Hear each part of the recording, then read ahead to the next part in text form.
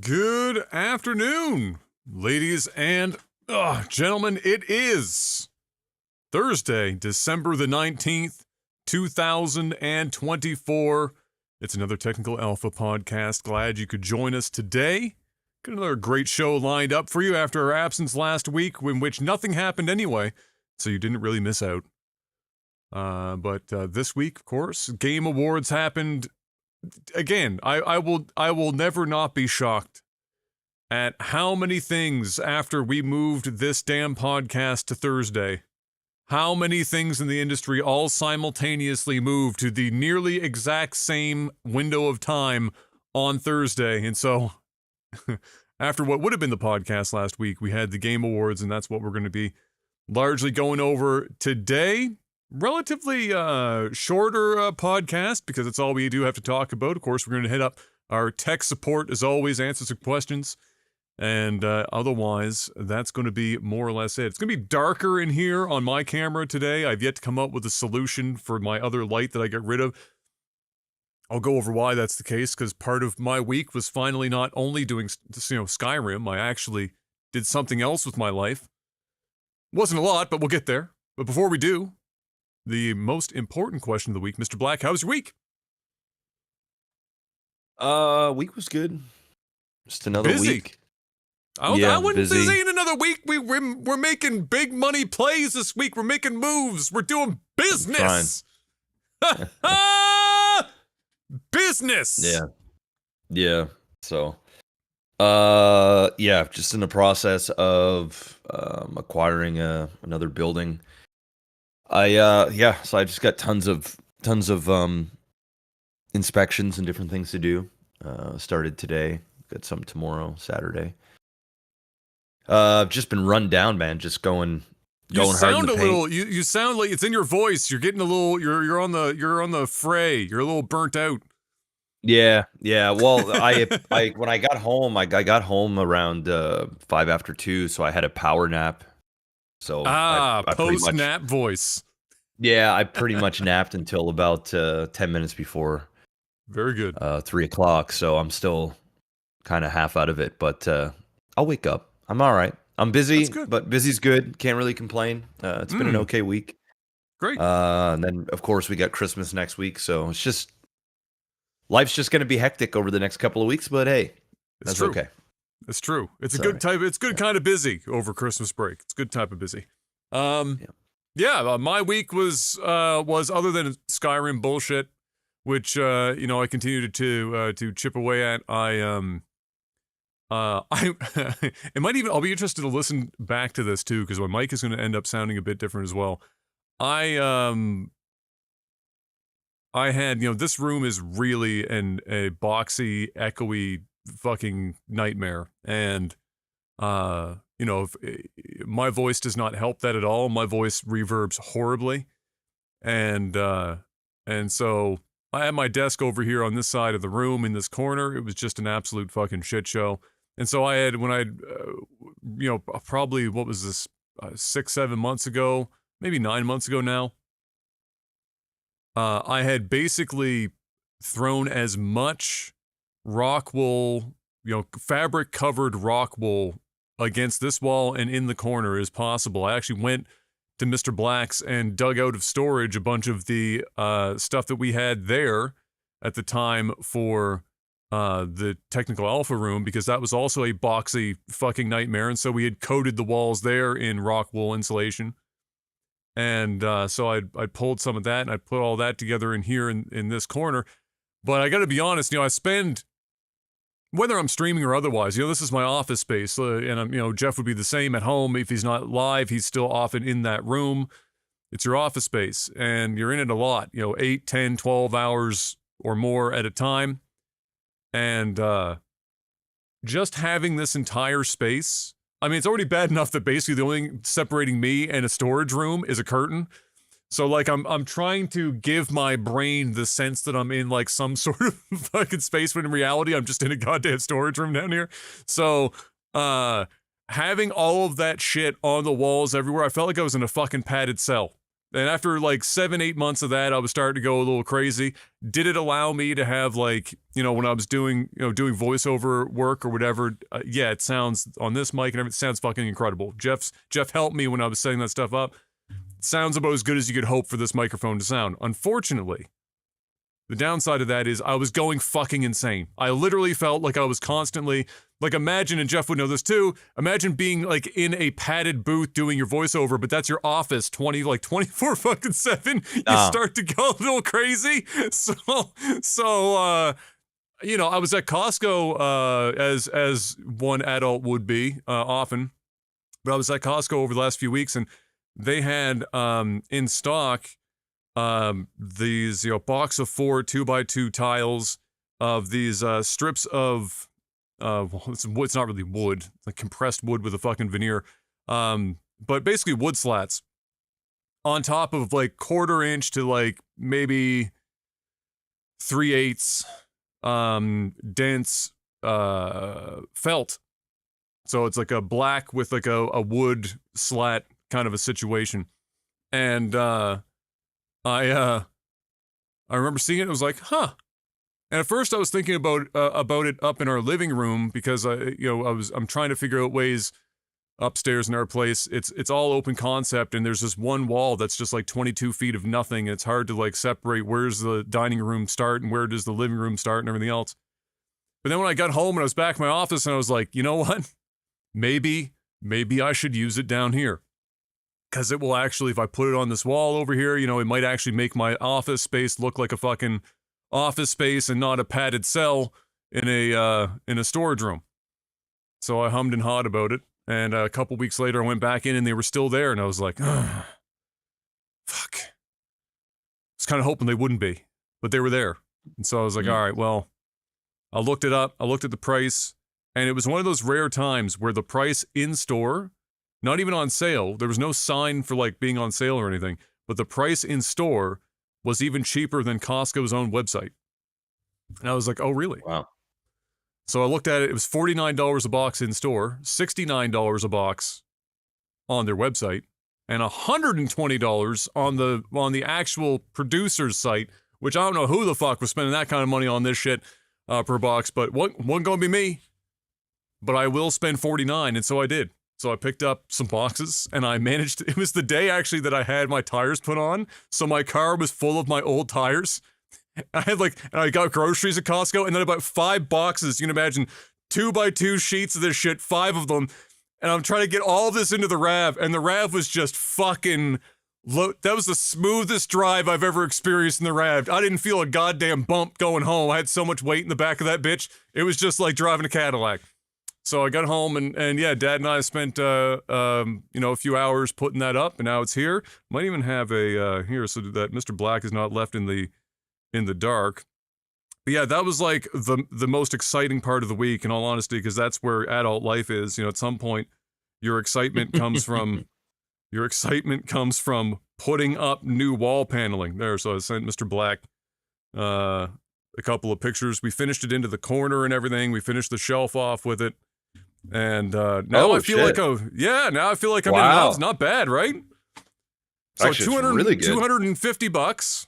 And that's it for all of that? Yeah, for a few hours with Dad while we, cutting it. You can imagine it's felt with stapled to fucking particle board. So cutting it was a real treat. But otherwise, a couple hours, got her in there. Bada bing, bada boom, clean. Transforms the fucking room, right? So now I feel like I'm in a room. It does do a decent job of breaking up sound because it is slats, so it busts up the sound, and there's felt on the back. But my voice on the low end builds up in the corner, and that's where I had all that shit built up. So, it's going to be a bit different, but at the same time, I don't give a fuck. I actually feel like a human in this room again. That's nice. So that was good. I'm going to get something, little fake plant to hang in the corner of the room so I can give myself the illusion of seeing the outdoors. And I was like, well, you just get a real plant. Like, no sunlight ever reaches these walls. Zero sun. That plant would be dead in a week. So it would be a fake plant or some shit. But otherwise, I'm really happy with it. And it does make it feel like an office again. So that was that. And then the rest of it was just, Skyrim, and then getting obviously ready for the holidays. Em and I had, errands to run and things like that, but nothing too crazy. Most of our stuff is actually after Christmas for Em and I and her friends. And then, our family stuff will happen 24, 25, and then we have friends coming over on the 26th, or her friends, I should say, coming over the 26th. Won't be enough room in the house for anyone but those people on the 26th. Kids and everything. That's the day where I'm just like, every time it happens, I'm like, please don't break my TV. Please don't do it. It's down too close to the floor. At your place, yours in the living room is like fucking 10 feet up on a fucking wall. You'd have to yeet some shit at that TV to get it. Mine is like toddler head level. I'm just like, please God, not like this every time. But thankfully, most of them are pretty well behaved. Filipinas, they bring out the sandal and shit and start, it gets violent in there real quick if they don't behave. So, it should be okay. Otherwise, that was mostly it. And so, other than that, of course, yes, watched the Game Awards live. And got to take all that in on last Thursday, and that's what we're going to talk about largely today, Mr. Black.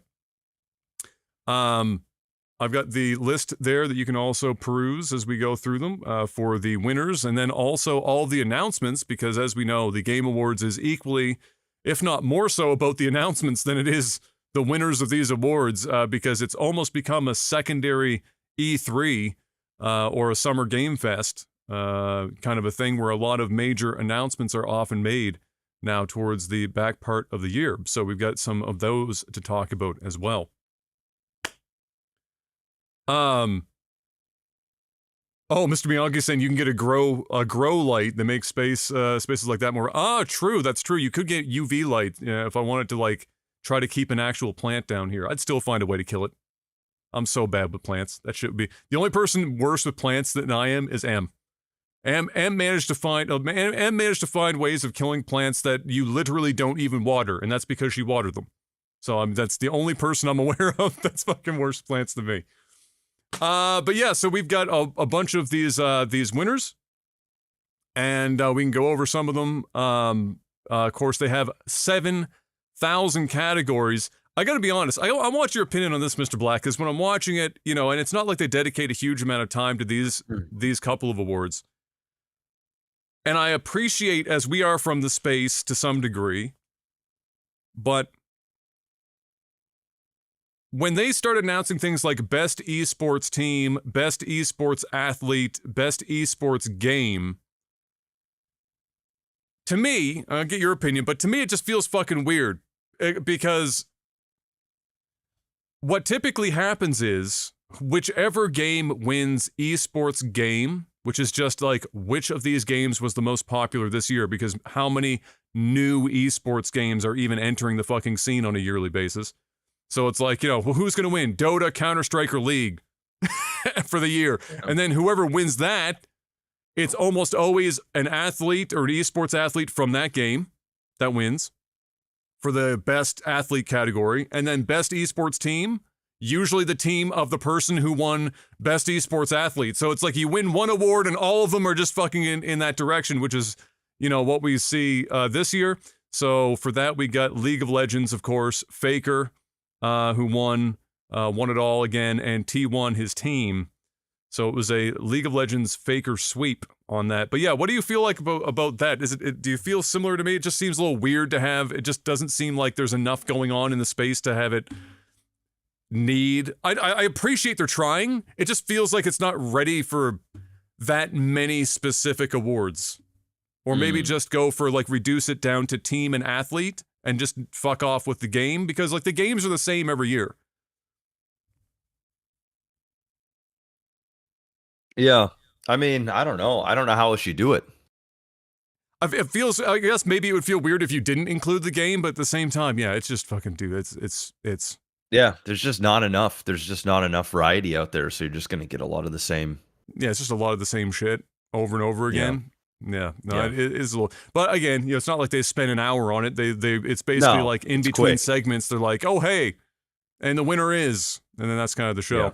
Content creator of the Yeah. year went to Queso. Queso had a big year this year in general, and so I wasn't exactly surprised to see Queso take the winner on that. I was surprised, however, that Kai Cenat or Speed weren't even on the list. Both of them had like monstrous fucking years individually for different reasons. Speed been traveling the goddamn world, doing shit all over the place, doing wild kind of in-person events. And of course, Kai has had arguably not even arguably, objectively the greatest singular month-long streaming event in the history of streaming. Just finished up here at the end of going into December. I mean, and that's a guy who's, if there were any creators currently that are crossing the bridge or bridging the gap, maybe I should say, between old media and new media, it's Kai. He's bringing in the music industry. He's bringing in people from, movies and whatnot as well. Kevin Hart been giving him a lot of flowers, talking about, numbers. You want to look at it, he went over like the numbers when he was on the stream in an interview and was like, these kids we're pulling down way more, numbers than anything we're doing anywhere else. I mean, look, like you want to talk about any live event, Super Bowl type shit for these kinds of events. So Kevin knows what's up, and that's not surprising that he'd be there as well. And I'm sure it's also to support another young black gentleman doing his thing. But I was surprised that neither of them were up there. But you know what? I never get a chance to watch a lot of content creators either these days. Is Queso somebody that's like in your sphere at all that you're aware of? No, never heard of. I'm out. We're out the loop. We're washed. We ain't out here. We don't know many of these guys. But there's also a ton of Spanish or Brazilian creators and stuff that are massive, just fucking huge.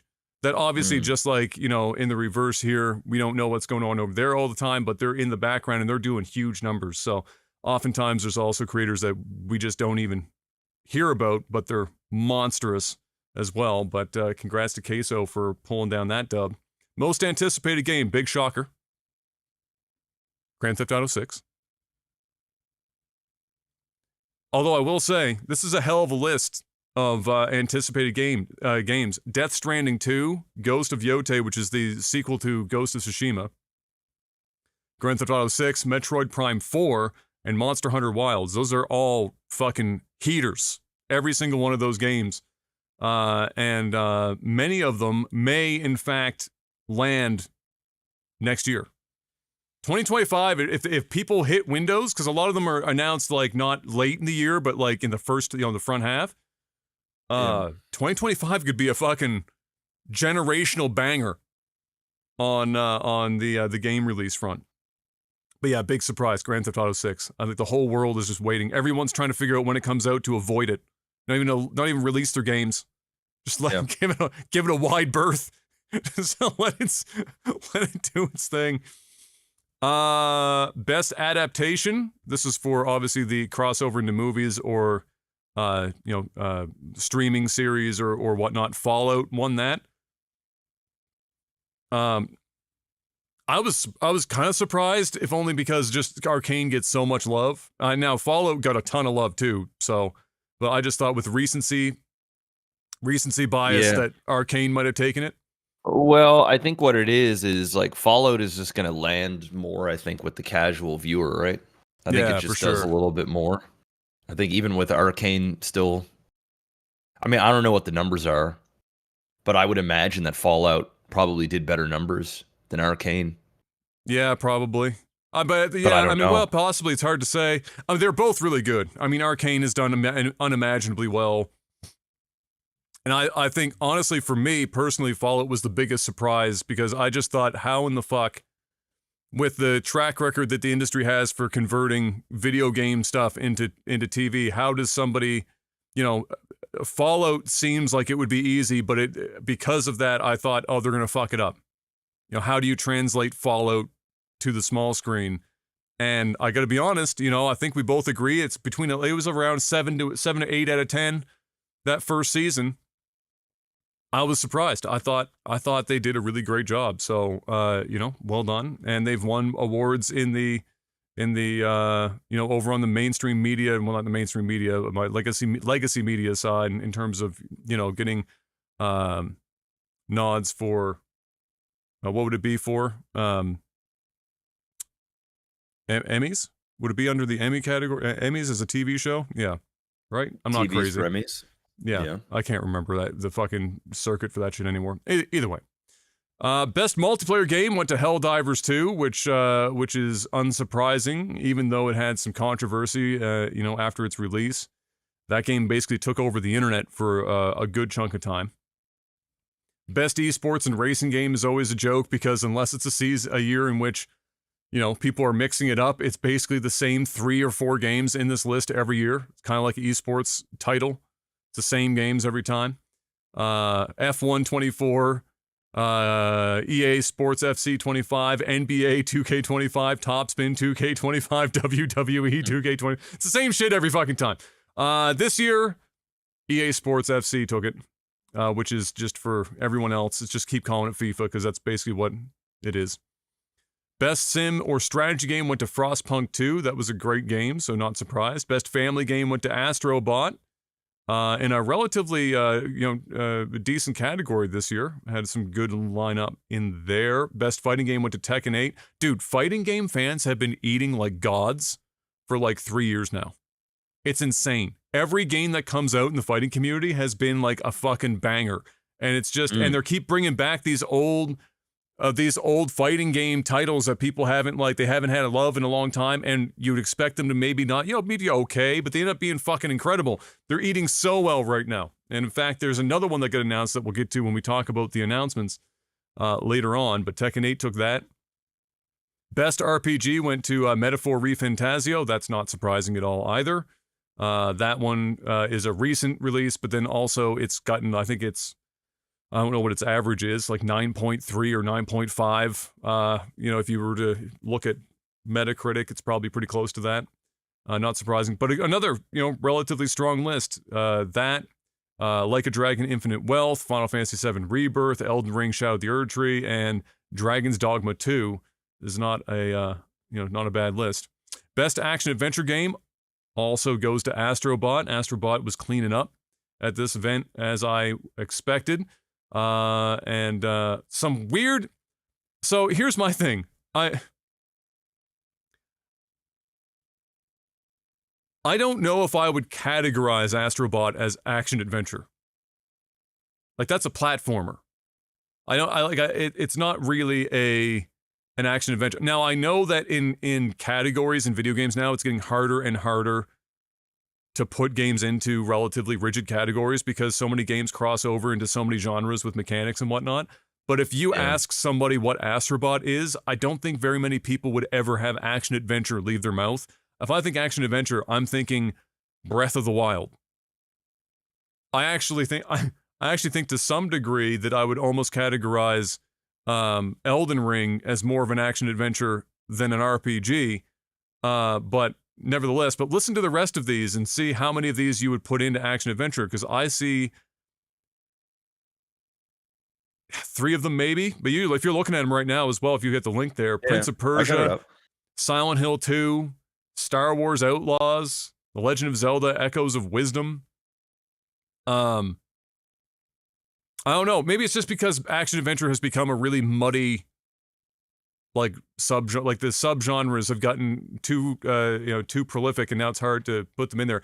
But either way, Astrobot cleared it and took another one home. Best action game went to Black Myth Wukong, which Call of Duty 6 was in this list. Why?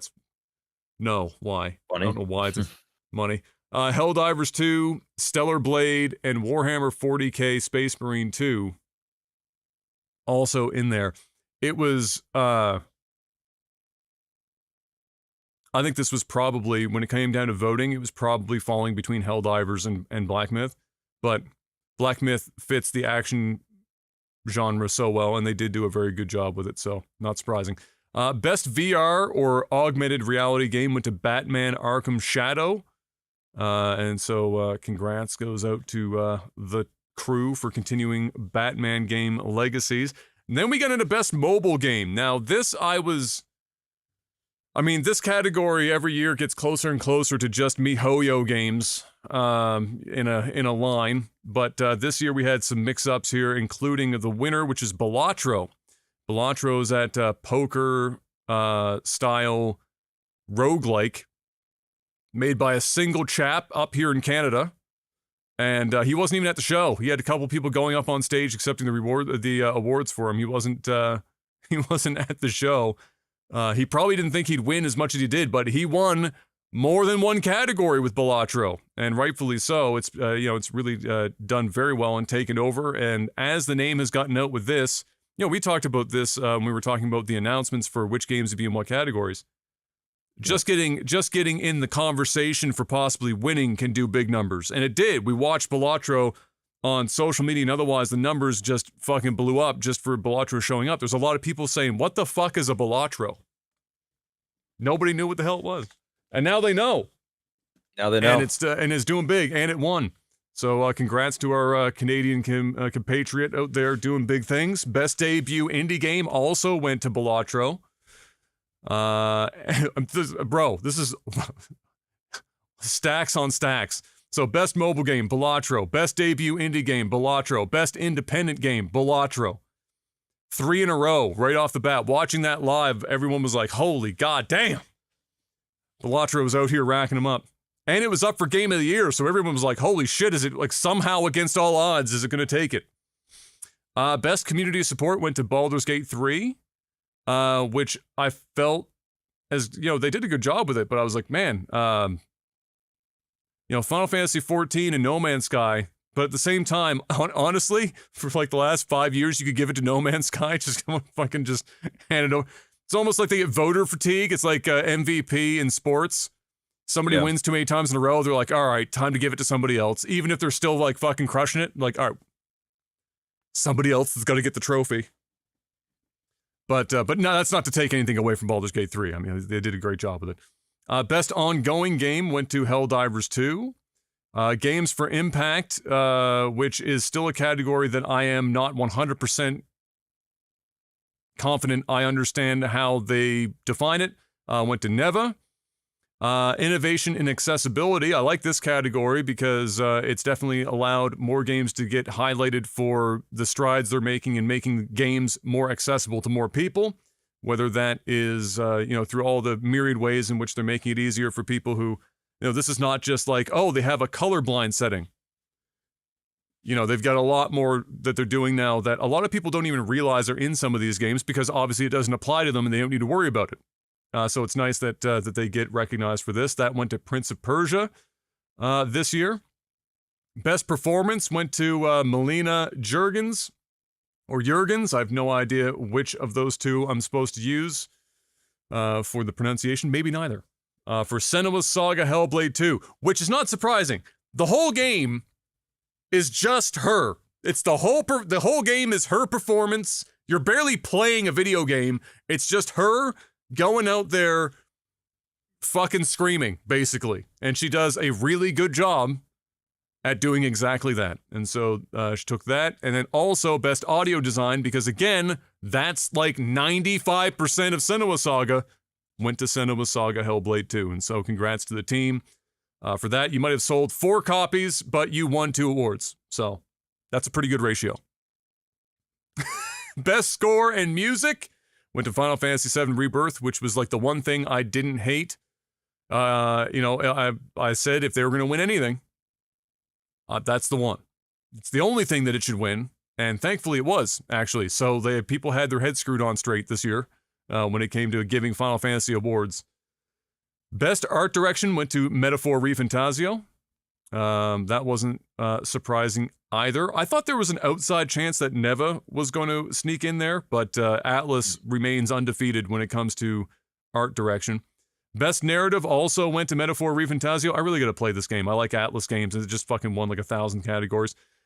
Best game direction went to Astrobot, which I can't. Hey, I mean that was an easy one.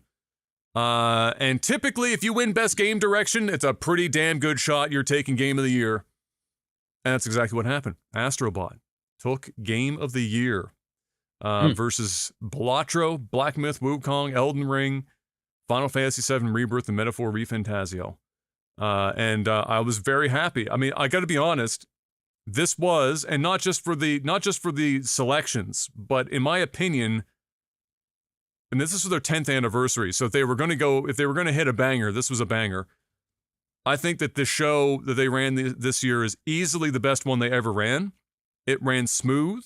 It ran, everyone had a great message. There was a lot of, honestly, the down point, as weird as it is, was Snoop Dogg out on stage doing one track from his new album and then like leaning back on gin and juice.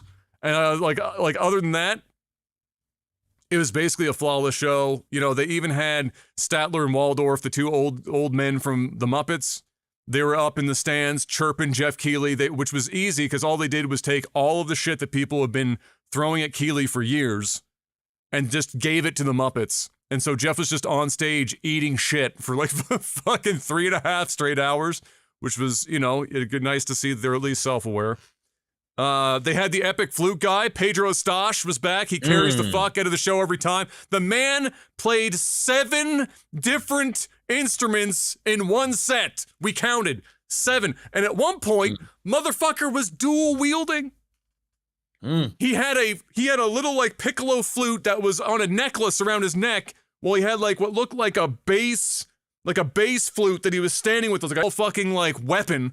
And he was like playing this, and then the camera's on me. He's like playing the fucking thing on his fucking necklace, and back and forth. I was like, this man is an absolute god. Thank God he was there. And the moment he is not there, I am going to be so disappointed. If he's no longer at the Game Awards, I'm not watching. But yeah, it was a great show from beginning to end. I think they did a really good job. It was the first show that I can say with any confidence that it didn't feel like anyone won a category that didn't deserve it. Maybe 1 or 2 categories where it was going to be a toss-up because it was really close, and you can appreciate why it would have been a difficult call to make. But fuck me. It was, I got to hand to them, 10th anniversary. They nailed it. If this is like, they need to make this their new floor. Don't be worse than this. This is what you need to do on a yearly basis now. But congrats goes out to all the winners. And it's funny. As you might expect, when a game like Astrobot wins Game of the Year, there's a lot of people on Twitter, specifically because it's the taint of the internet at this point. I'm like, Twitter and 4chan might be in a war right now for like the underside of my sack of the internet, and Twitter might actually be worse. But when Astrobot drops, there's a whole bunch of people losing their goddamn minds because they're like, what the fuck is an Astrobot? Look, it's a kitty ass fucking garbage trash. It's ass. I was like, all right, okay. And then the king of the cockroaches, self-proclaimed Asmongold, was also a little confused, scratching his head when it happened. But then you know what? I'll give credit to Asmon. He went out. He said, "Fuck it, one game of the year. I'm gonna play it. If I'm gonna shit on it, I might as well go play the goddamn game." And so he did. And you know what? He tried really hard at first to hide it, but he enjoyed the fuck out of Astrobot and was like, God damn it, okay, fine. It's a game of the year material. And I think that was the case with Balatro too. Like this, it's, gaming's got to a point where I feel like the average social media user only hears about like 4 games a year. And then when something else comes up, they're like, what? What the fuck is this?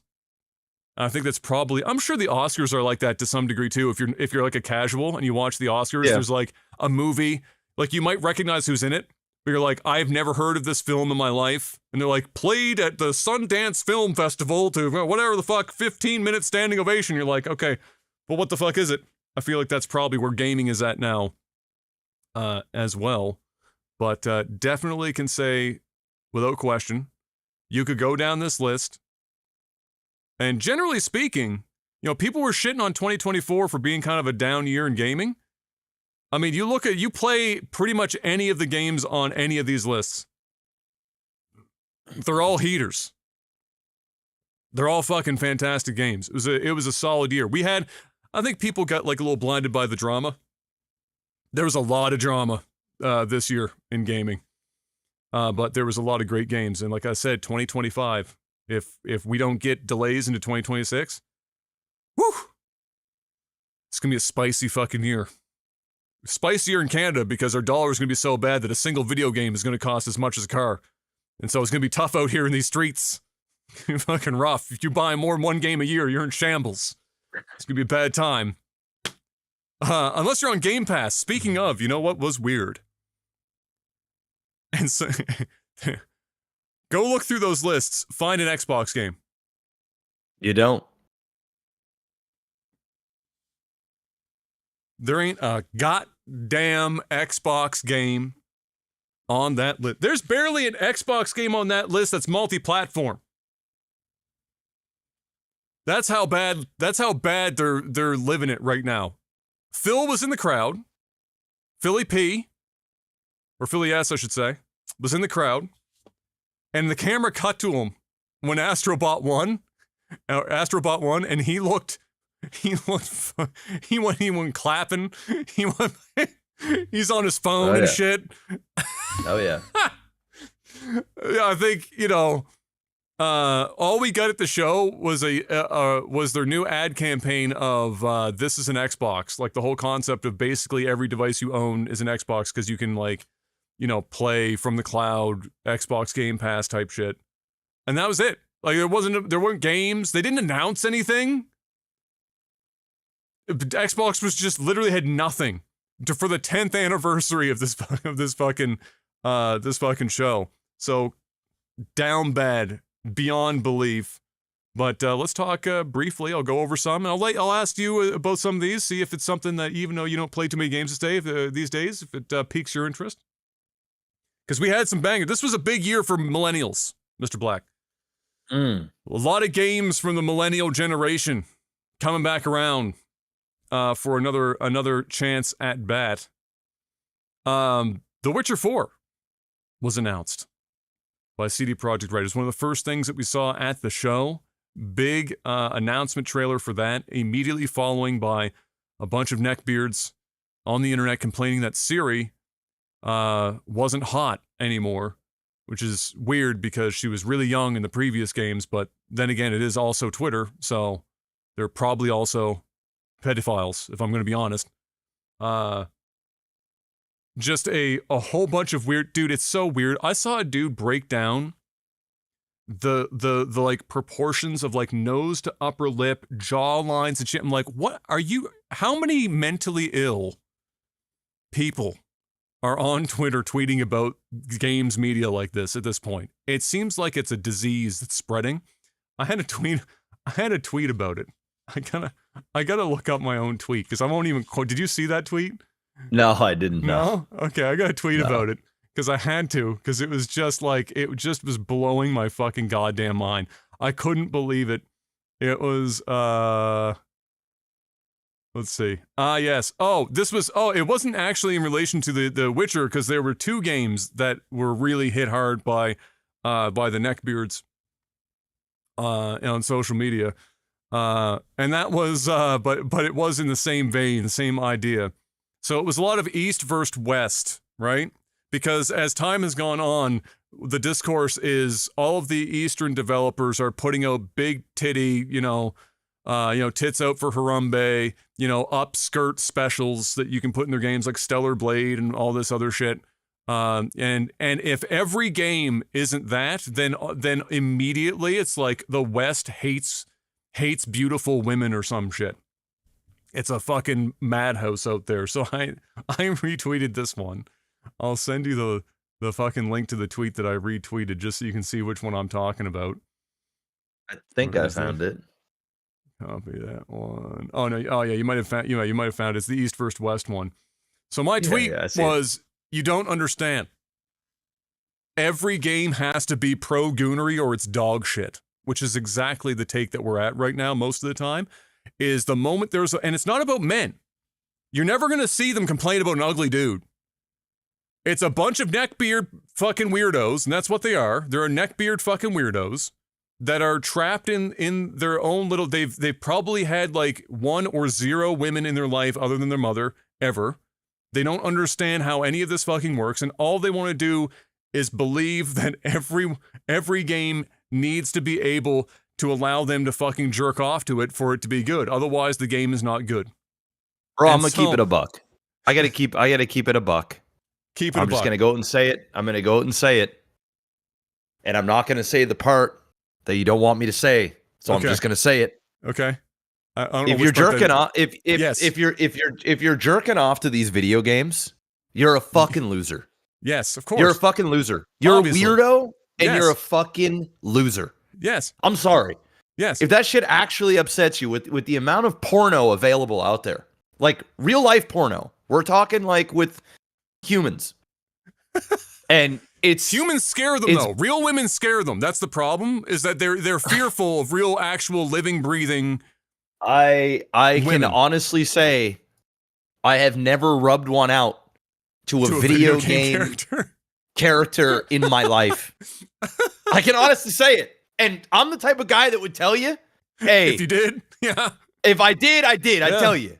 But I'm sorry, when I see these big ass anime titty looking action heroes or whatever the fuck, the last thing that I think is, I can't wait to buy this on day one and just like, what the fuck?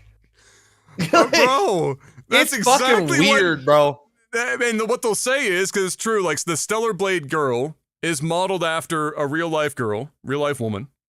You know, a 12 out of 10 fucking, big titty Asian chick that's just a smoke show. And so it'll be like, she is a real woman. Why can't all the, nobody wants to look at anything. They're fucking weird. Anyway, my tweet was, if you can't get in a slap fight with your Quaalude limp dick for hours on end to the implied existence of a 3D Asian woman's labia, then why would you ever leave your Pornhub tab long enough to buy it? That's where they seem to be at with games right now. If you can't slap your fucking limp ass micro dick that's lost in a mane of fucking unkempt pubic hair to the views of Stellar Blade, then why am I buying this game? I mean, to be fair, or not fair, however you want to put it, it's not even just video games, dude. Oh, it's like that in movies now too. It's all over the place. The amount of weirdo, the amount of weirdo pedophilia type shit that I see of these like cartoony anime shit, where you've got these streamers and all this other stuff, like using VTubers to be these little tiny and they're like, they literally look as though they're actually like they're a 4,000-year-old god from another universe that just so happened to take on the body proportions of a 12-year-old girl. Dude, it's disgusting. It's fucking it's disgusting. And I've called the shit out several times on X or Twitter, whatever the fuck you want to call it. And I get these weirdo people start like spamming your feed, and they're mentally ill. And it's sad because a lot of these social media platforms, not even just X or Twitter, it's all over the place, bro. It's on YouTube, it's on Twitch. It's on awfully Kick. Concentrated in a couple of spaces. Oh, for sure. But it's like it's almost like it's almost like 4chan, or like those weird forum areas have migrated leaked out into the internet. Has like spilled out, and there's enough weirdo, sick, mentally demented fucking nutbags out there that feel safe enough to like promote this shit and stand up. It's like there's this. I mean, dude, it's fucking bizarre. Like, I don't know what goes through the minds of these people. It's like, guys, this is really sick. It's sick. Like imagine our parents growing up and seeing this shit. Like, even when I was like, just imagine like being in the 90s or the 80s or the 70s or any of this, and this shit just would not be acceptable. It's fucking bizarre. It's sick. It's there, and there's nothing appealing about it. I don't like if I even just try and look at it like objectively, or even if I bend I suspend disbelief here, and I'm just like, okay, let me put my mind into the mind of somebody that enjoys this type of shit. I actually don't see it. I just don't see it. And this shit is spilling over. Like, I'm telling you, dude, it's shit spilling over into video games. It's spilling over into animation just in general. Like, it's fucking bizarre. Yeah, I've even seen like Disney-related movies where they're targeting like younger boys and girls. And and I'm not talking about any like sexual stuff, but like just normal Disney-related stuff. And then you see them take these characters online and turn them into these like sexual object of like, it's bizarre. It's like, dude, I pray to God these weirdos are not having children, because this is like, it's that demented. would require them to actually be able to interact physically with a woman. So that's true. There's a small chance. True. And listen, it's okay. Listen, guys, if you're into beautiful looking animated characters and stuff like that, okay, sure. Okay, whatever floats your boat. It's a little weird. I'm gonna be honest. It's not my cup of tea, but it's the ones that are looking at these characters that are designed to look underage, and these grown men or women are, bro. It's fucking wild, bro. And it's really gross, it's really fucked a bunch of kids up, because we've got a bunch of like 20-something-year-old dudes now who have a really weird, distorted view of what a woman actually looks like in reality. And that ain't it. Even if they're based, even if like one of these are like characters like Eve is based on a model from real life, like you got to understand when you say like, what does a real woman look like? Nobody's saying that person, that model that Eve is made after, isn't a real person. But you got to understand you're talking about a 1 in a million genetic lottery type situation with probably a little plastic surgery fucking laid on top of that shit. Probably. That's what you're looking at, right? You're not looking at you're just normal fucking beautiful woman. Like you're not, it's not what that is. And they get out, they're like, why does this woman have like this jawline, or why does this woman have, her shoulders are this specifically broad, or why does this woman have like a fucking weird gait, or some others? Like these are, you very much immediately can tell who has ever actually properly spent any amount of time with any amount of actual women in reality ever. My problem with it is if they want to like trap themselves in Goontown, population them and 500 fucking like, Funko Pops, that's fine. They want to fucking do that shit. Cool. It's when I have to then like go out of my way to try to avoid an ever-growing part of the internet that they occupy and seep into, where they look at a game that's not even out yet or they've never played, and if any of the characters, and by any I mean female, because again, they're not talking about a dude that's not, never about dudes. It's never about dudes. It's if this woman doesn't look like 2B from Nier Automata or Eve from Stellar Blade or some other shit, or they don't look like, some 16-year-old barely legal, if you go around the world looking for the most favorable, moral irrespective law that they'd be okay to be like while they're sitting in eating their 47th bag of fucking Doritos and not drinking water because they can't drink anything that doesn't taste like the fucking like Mountain Dew. That's the problem I have, because then what it does is it gives this like, it's the squeaky wheel gets the fucking oil. We know this. It happens in a lot of places. These are not a large group of people. They're a large group of people proportionately to platforms. That's it. Like, how many copies? Just one sec.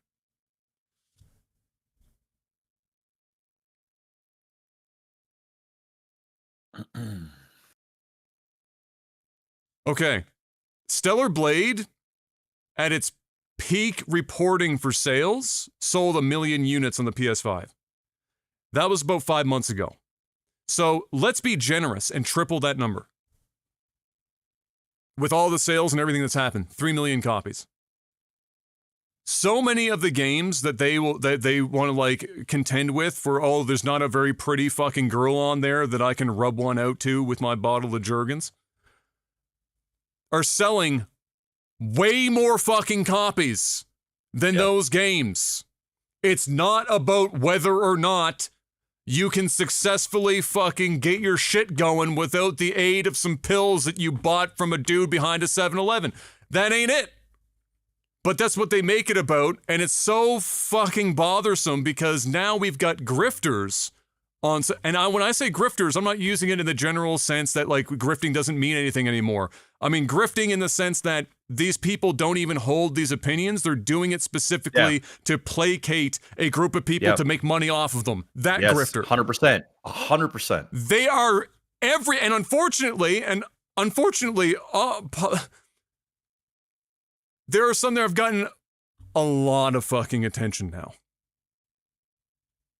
And so it makes it look like it's an even bigger thing than it is. But again, I implore people, you know, Concord didn't fail because the characters were ugly. Even if they are. Concord failed because it was a shit video game. And it wasn't a shit video game because the characters were ugly. It was a shit video game because it was a shit video game. There are tons of video games where the characters on average aren't a bunch of walking models. They might have one or two strewn in there, but in general, it's not like everyone's a fucking smoke show. And they sell tons of copies and are well respected. So like, you ever see anyone complain about one of the like main characters? Like her name is escaping right now, from Red Dead Redemption 2. She's got the jawline of a Greek god. Nobody is out there going, fucking Rockstar, you did it again, woke mind virus, male ass looking fucking deep voice, gravelly, western ass chick. They did it again. Give me that dick. Like nobody's complaining. It's like, it's never that. So it's just so disingenuous and fuckery. So like every time this shit happens, it just fucking crushes my soul because I know it's going to be in the zeitgeist everywhere, and it's just a giant fucking grift farm. So anyway, we ended up getting some of that just for Siri, who by the way is like 30 or something years old at this point and not at all fucking ugly. She looks like an Eastern European woman. These people are fucking weird. Either way, the game itself, it wasn't gameplay or anything. It was the trailer. It got everyone hyped though, and more app discourse was about the fact that she was showing like her elder magic ability and the fact that she was using potions and whatnot. And so there's some discourse around how does that work with the lore that we currently have and shit. But it looked fucking dope. I think at this point everyone's just thinking CD Projekt Red dropped the ball with Cyberpunk's launch. It was real bad. They salvaged it, but it was real bad. And I don't think they ever want to go back there again. That was like a one-time, let's not do that again. So now I think a big question on many people's minds, at least on my mind, is how does that game eventually launch when it does come out? Do we get a repeat of Cyberpunk, or are they just going to fucking smash a home run because they've learned all their lessons? But I'm going to have a little guess here and say that Witcher 4, probably going to be a pretty fucking good video game. Shot in the dark on that one. And I'm not even a Witcher fan, like the games. I tried playing them many times. I can't get into them. But it's probably going to be a fucking banger. If I had to take a wild guess. Then we got, let's see here, what else? Oh, Borderlands 4. Does anyone care about Borderlands anymore? I don't think so. But who knows? Enough. Apparently, they at least assume enough care that they're making a fourth one. I was done with Borderlands after 2. I I don't know if I need a fourth. And watching the trailer, it looks like they've lost their, like, what identity Borderlands even had. I don't even know if it has one anymore. It's looking more and more generic as time goes on. It's unlikely to be dog shit, because as long as the core mechanics, like the shooting feels good and people like looting, which lots of people like to just farm loot, it's probably going to be fine. But I just don't know, like, maybe it will, and maybe it will surprise me. Maybe it'll come out and be a fucking banger, but I don't know. I have, honestly, until he walked out on stage and said the words Borderlands 4, and I think he was hoping for a much bigger response from the audience than he got. I hadn't heard anyone mention Borderlands 4. Not a single fucking person. One time. So I don't know how many people are out there dying for it, but we'll see how it goes when the time comes. Remember I talked about how fighting game fans are eaten like gods? Well, don't stop. Virtua Fighter. Sega is bringing back Virtua Fighter.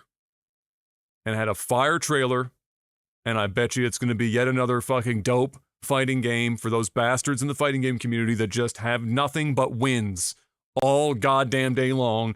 Give us some of that shit! But I'm happy for them. Give us that in the RTS genre, would you? God damn. No, give us some dubs, please. Holy shit. We out here starving. Virtua Fighter was dope, dude, man. I like, of the 3D space, it's probably one of the most complicated of all of them. Because it's 3D. You're not just fighting on two planes. Like, it's an actual, like, you're fighting in 3 dimensions. So it's a different thing entirely from many of the others. So it'll be fun to see how that holds up when it does drop. Mafia, the old country, got a trailer. Mafia games are all good. This trailer looked dope. The Mafia series is one of those games where you're, like, riding that line of, playing a movie type situation. And that looks like it's going to be good. Big surprise announcement actually came out from Capcom on this one. And the OG director is coming back. Hideki Kamiya is coming back for Okami. We're getting an Okami sequel in the year of our fucking Lord. It's a miracle. Very excited to see Okami back in action. And then the hammer dropped, Mr. Black. The dick dropped. The dick dropped. Naughty Dog's dick in particular. Naughty Dog announced, after it had kept this secret, it's been working on it for 4 years now, a brand new IP. It's not The Last of Us. Thank fucking God. It is a brand new, completely separate intellectual property from Naughty Dog called Intergalactic. And while we didn't really get any gameplay in it, which is unsurprising, visually, as you might expect from Naughty Dog, absolutely insane. Even if it's an in-game cutscene, very few people do it like Naughty Dog. As much as I do not like Neil Druckmann, I can't hate on their art team. They crush it frequently. Looked good. And it's space. It's Naughty Dog in space. And you know what? That's kind of exciting to me. But it also looked at the end. We didn't really get gameplay, but it's it looks very actiony. And they might be crossing over into maybe a hint of the Dark Souls category, but in space. Could be fucking fire. That could be fire. Yeah.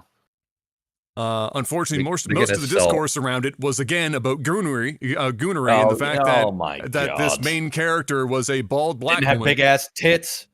Didn't have big anime titties. And this is what pissed me off too, because this is also modeled after a real person. And so, like, I'm just imagining, the most of the discourse around this game that you're excited to take part in as an actor or an actress, and it's your likeness being used. And, like, over half of the discourse is around the fact that people are like, this character's fucking ugly. Oh, they gone did it again. The woke mind virus is entered into fucking Naughty Dog. Neil Druckmann's more like Neil Cuckman. That kind of shit. Like, that's all it is. And it's you. It's your face. It's your body. You're fucking there. And that's all they're talking about. The whole fucking would just be like that. That's just so fucking dumb to me. And the thing is I don't even know how many of these people are aware that these like oftentimes now these are modeled after actual people, actual actresses. I mean, for fuck's sake, in the trailer, what's his name? Oh my god. An actual actor. I believe he's Indian, but I cannot remember for sure. Oh my god, he's the one that got like super jacked, like the Indian dude. Oh yeah, I know you're talking about. Does his name have a K in it? I don't know. He's in Marvels, right? Yes. Or not like he's in a Marvel movie. Yeah. He jacked up for that. Like he literally went on so much juice. He went from ultimate dad bod to like absolutely cut out of his mind. Kamal. The Eternal. He's in Kamal. He's Kamal. in the Eternals. Nanjiani. Yeah. So he is Indian. So he's on the fucking screen in like it's not him. Like he's like another character in this game. They show his face in there, but it's just. Man, it just drives me nuts that so many of these fucking weirdos have got to be like that, because these are actual like honest to God people. But like you said before, and it's true, this has bled over into movies. Yeah, like when people 100%. Are getting casted, like and you know what? I'm just gonna say it too. It's not only are they goonery neckbeard fucks, they're just racist. It's how frequently do they complain about how frequently do they complain about it being like an average white chick? Very infrequently. It's whenever it's a black woman. Or another, or like brown or something else that they're like, they extra go in. Like, DEI hire. And they like did that shit for like Disney films and shit where it's like, they gender swapped. No, or not gender swapped, they race swapped. I'll never be able to look at Cinderella the same again. Yeah, I mean, I think part of that problem is Disney is kind of notorious for just fucking pushing some agendas, and I think if you do it too much, then people just don't give you the benefit of the doubt, because there are some great projects out there where these characters just fit. It's not necessarily about we need to hire someone black, we need to hire somebody Asian, we need to hire somebody gay, we need to hire somebody this. It's just. Those are the characters. I mean, it is what it is. If the people were pointing at Disney, I wouldn't care. The problem is they go after the fucking actors and actresses. Yeah. Oh, they shouldn't. Yeah, and they shouldn't. It's not their fault. They're just doing their job. I mean, they're just doing their job. They got hired for the fucking job. That's the thing that drives me fucking nuts. Like if they were just if they had issue and they thought that Disney was playing the card of just like doing the thing for the sake of diversity, then fair. Okay. Call Disney out on that shit. But don't go like sending don't go after the actors. Awful fucking messages to the actors and actresses. It's fucking weird, man. Like get your shit together. They're just doing their job. They got hired to do a job. They're doing their job. It's not like it's not like they even have any control. Do you think they're the ones that are like, hey, Disney or any other studio, you're gonna put my black gay ass in here right now, or shit's gonna get real? Do you think they really have the power to make that call? That studios are gonna go, what the fuck out of here? You know what I mean? The fuck? Are you putting up $200-300 million on this? You're gonna do what I say. You're gonna fucking get I'm gonna put the casting call out and I'm looking for this. Do you fit it or you don't fit it? You ain't moving it. They don't make the actors and actresses, they don't make this call. No. They just don't. They just don't. It's not their fault. It's crazy. I think it's because they're on social media and so they're accessible that they end up taking all the heat. Because the executives aren't on social media. They're not out there accessible.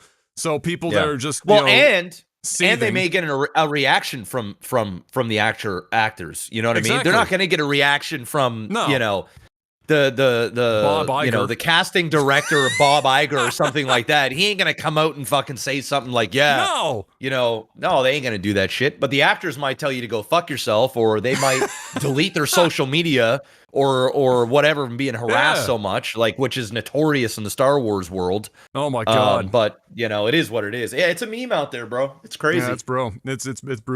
We gotta get some other ones in here.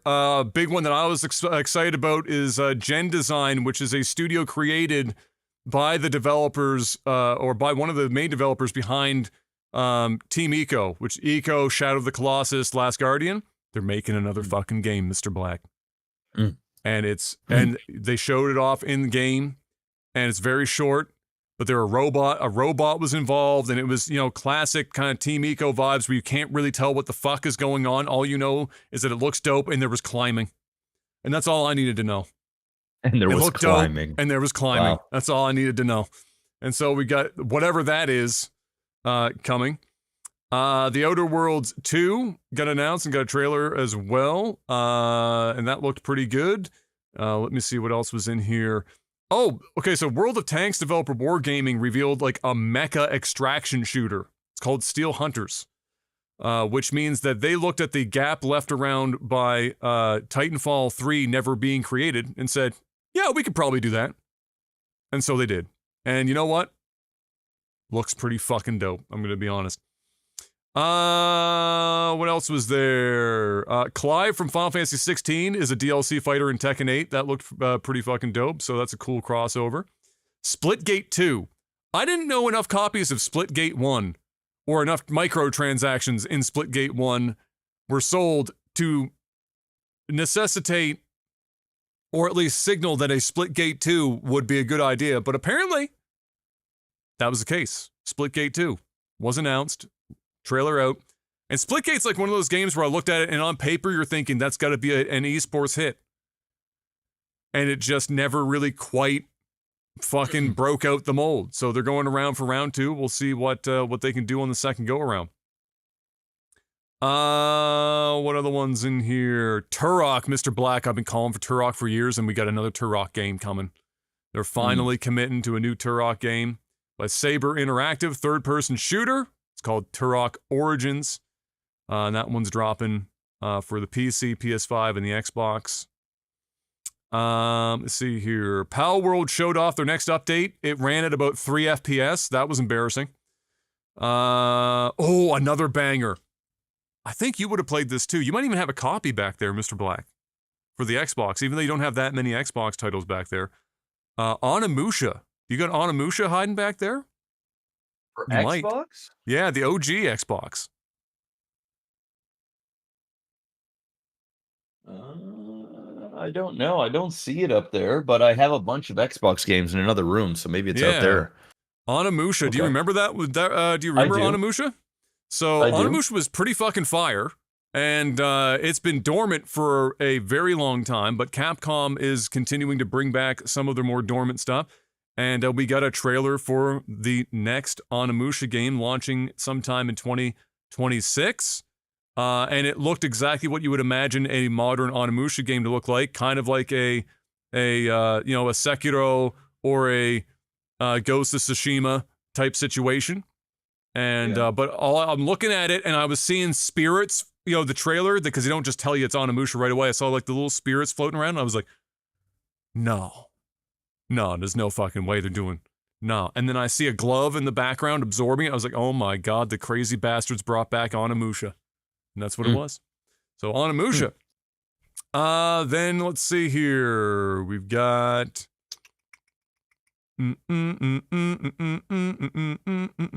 Double Dragon is getting a new game out of nowhere. Okay. That one's coming out next year. Let's see. There was a lot of games announced here. That's most of the important ones anyway. So yeah, there you go. So there was a lot of announcements, a lot of big announcements, solid for the 10th year anniversary for Jeff Keighley's Game Awards. And so yeah, I just have to say I think it was the best they've had ever. And I hope that this is the new floor and we get continuously good, solid ones going forward. But yeah, Xbox, like, conspicuously not there. Crazy. Like, nothing. No announcements. No real games in the lists anywhere. Nothing. Nada. Dead. All we got is Satya Nadella coming out and being like, oh, we're really excited about the fact that Xbox is, we're trying to convince people they can play Xbox anywhere. They're forgetting the culture, Mr. Black. They're just trying to play it like a business, and they're leaving the culture behind. And I don't like it. I don't like it one bit. They need to get in there. You know, I should say in fairness, Indiana Jones was there. That is a game technically under Xbox. Harrison Ford was there as well. He came out, did his thing. But that was like it. It was just Indiana Jones, and that was the show. And so I don't know. You know, Xbox had a real rough couple of years, and we're not even getting announcements really at the Game Awards for games coming up. All they want to do is advertise that we can play on like our phones. I need some games from them. I need them to stop playing. I need them to stop forgetting the culture. I do. Can't forget the culture, man. No. You know what? I think, you know what? Phil is a man of the culture, but he's stuck between two worlds. The man is stuck in corporate Microsoft hell and the culture. And currently, corporate hell is winning very fucking hard. And so I don't doubt that Phil appreciates what everything else is going. He appreciates Astrobot and stuff like that. But I think in the back of his mind, he's thinking, why in the fuck can't I get some of this shit going in Xbox? What is stopping us from making fucking goddamn Astrobot? We have Rare. We are literally sitting on Rare and all of their intellectual property, and we ain't produced a Banjo-Kazooie or some shit. Nothing. No Donkey Kong, no fucking nothing. We are sitting on a wealth of shit, and I've got to sit here in this chair and pretend that I'm not salty. And he did a bad job of hiding it. That motherfucker was the Dead Sea of salt. He's stuck between the two worlds. Yes, like the shitty video game. Two worlds. The Oblivion Killer, they called it. That was... It didn't kill anything. It wasn't. No. Killed itself. It's not. That's about it. That's it. It's gone. Mr. Black, hit me up with a little bit of the sellout, please. Patreon.com/LagTV. Head on over there. Throw some money at the screen if you guys want to keep the podcast going and the StarCraft flowing. It's a great way to support us directly for as low as $1 a month or as high as you want. Don't really matter. And if not, you can't afford it. It's all good. It's wild times out there, man. It's crazy times out there. So, you know, you can also support by just hitting the like button on the videos, sharing it with a friend, tuning in each week, leaving that comment, helping us with the algorithms, or maybe you do have a little bit of money, but you want something for it. Well, we got NordVPN. That's a thing. You guys can stay safe. You can stay anonymous on the internet, watch different regions of Netflix and other streaming services at the click of a button. Up to 10 simultaneous devices you can have running on one account. 30-day money-back guarantee. If you don't like the service for whatever reason, within 30 days, get your money back. Great way to support us, the sponsor, and yourself all at the same time. Plus, they have threat protection, which just runs in the background of your PC. You don't even need to be connected to a VPN directly. You can just run threat protection in the background, and that will make it so these websites can't track what you're doing. It will remove malicious ads and other weird stuff that goes on in the internet, where they're always just, you know, tracking your cookies and putting you in vulnerable positions on the internet. Hey, threat protection says, no, I detect a threat. I detect it. And I'm saying, nah, I'm good, bro. But I'll still let you go in there, but I need to let you know you got to proceed with caution. You know what I'm saying? It's like going out to the nightclub. It's 4 o'clock in the morning. The lights are coming on. And you haven't picked up yet. And you're like, man, I was talking to a couple of nice ones over at the bar. And yeah, you know what? I'm not even gonna go there. I feel like I probably shouldn't go down that road in a sponsor plug. So I'm not gonna go down that road. But I think y'all are knowing what I'm saying here. I think you guys are picking up what I'm putting down. Yes. Use your imagination here, guys. There's threats out there. And sometimes you need to have a barrier that says, whoa, I'll let you proceed, but proceed with caution. That's what NordVPN threat protection can do for you. Because sometimes you just get it clicking on the internet and you go down rabbit holes And those rabbit holes sometimes can lead to dark places. And those dark places sometimes lead to your information getting stolen. Hey, I'm just saying, for less than a cup of coffee at Starbucks a month, you can be protected. So go check them out. NordVPN, use our link, get a massive discount. Massive! In the 70%. Plus 4 extra months, which brings down your average monthly cost even lower. Go check them out. NORDVPN.com/OTT. And now it's time for movies and TV. Karate Kid Legends. Got a trailer for that this week, Mr. Black, and you know what it looks like? Kung Fu Kid Legends.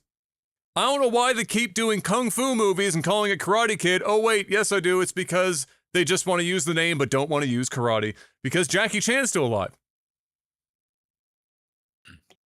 Fair enough. But it's just so dumb. We had, like, it's not even karate. Like, fuck. Like, there's going to be a whole bunch of kids, the young kids going to these movies, watching, like, Karate Kid with their parents or something, right? And they go home, they're like, oh, I want to get into karate. And then they go to karate, you're like, wait a minute, this is absolutely nothing like the movie. And that's when they find out it was actually not karate at all.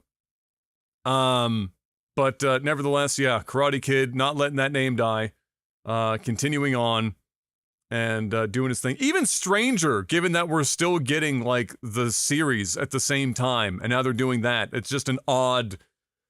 they're milking that IP. They're milking it something fierce. Yeah, it's bad. And then Superman. That's James Gunn, right? Doing this one?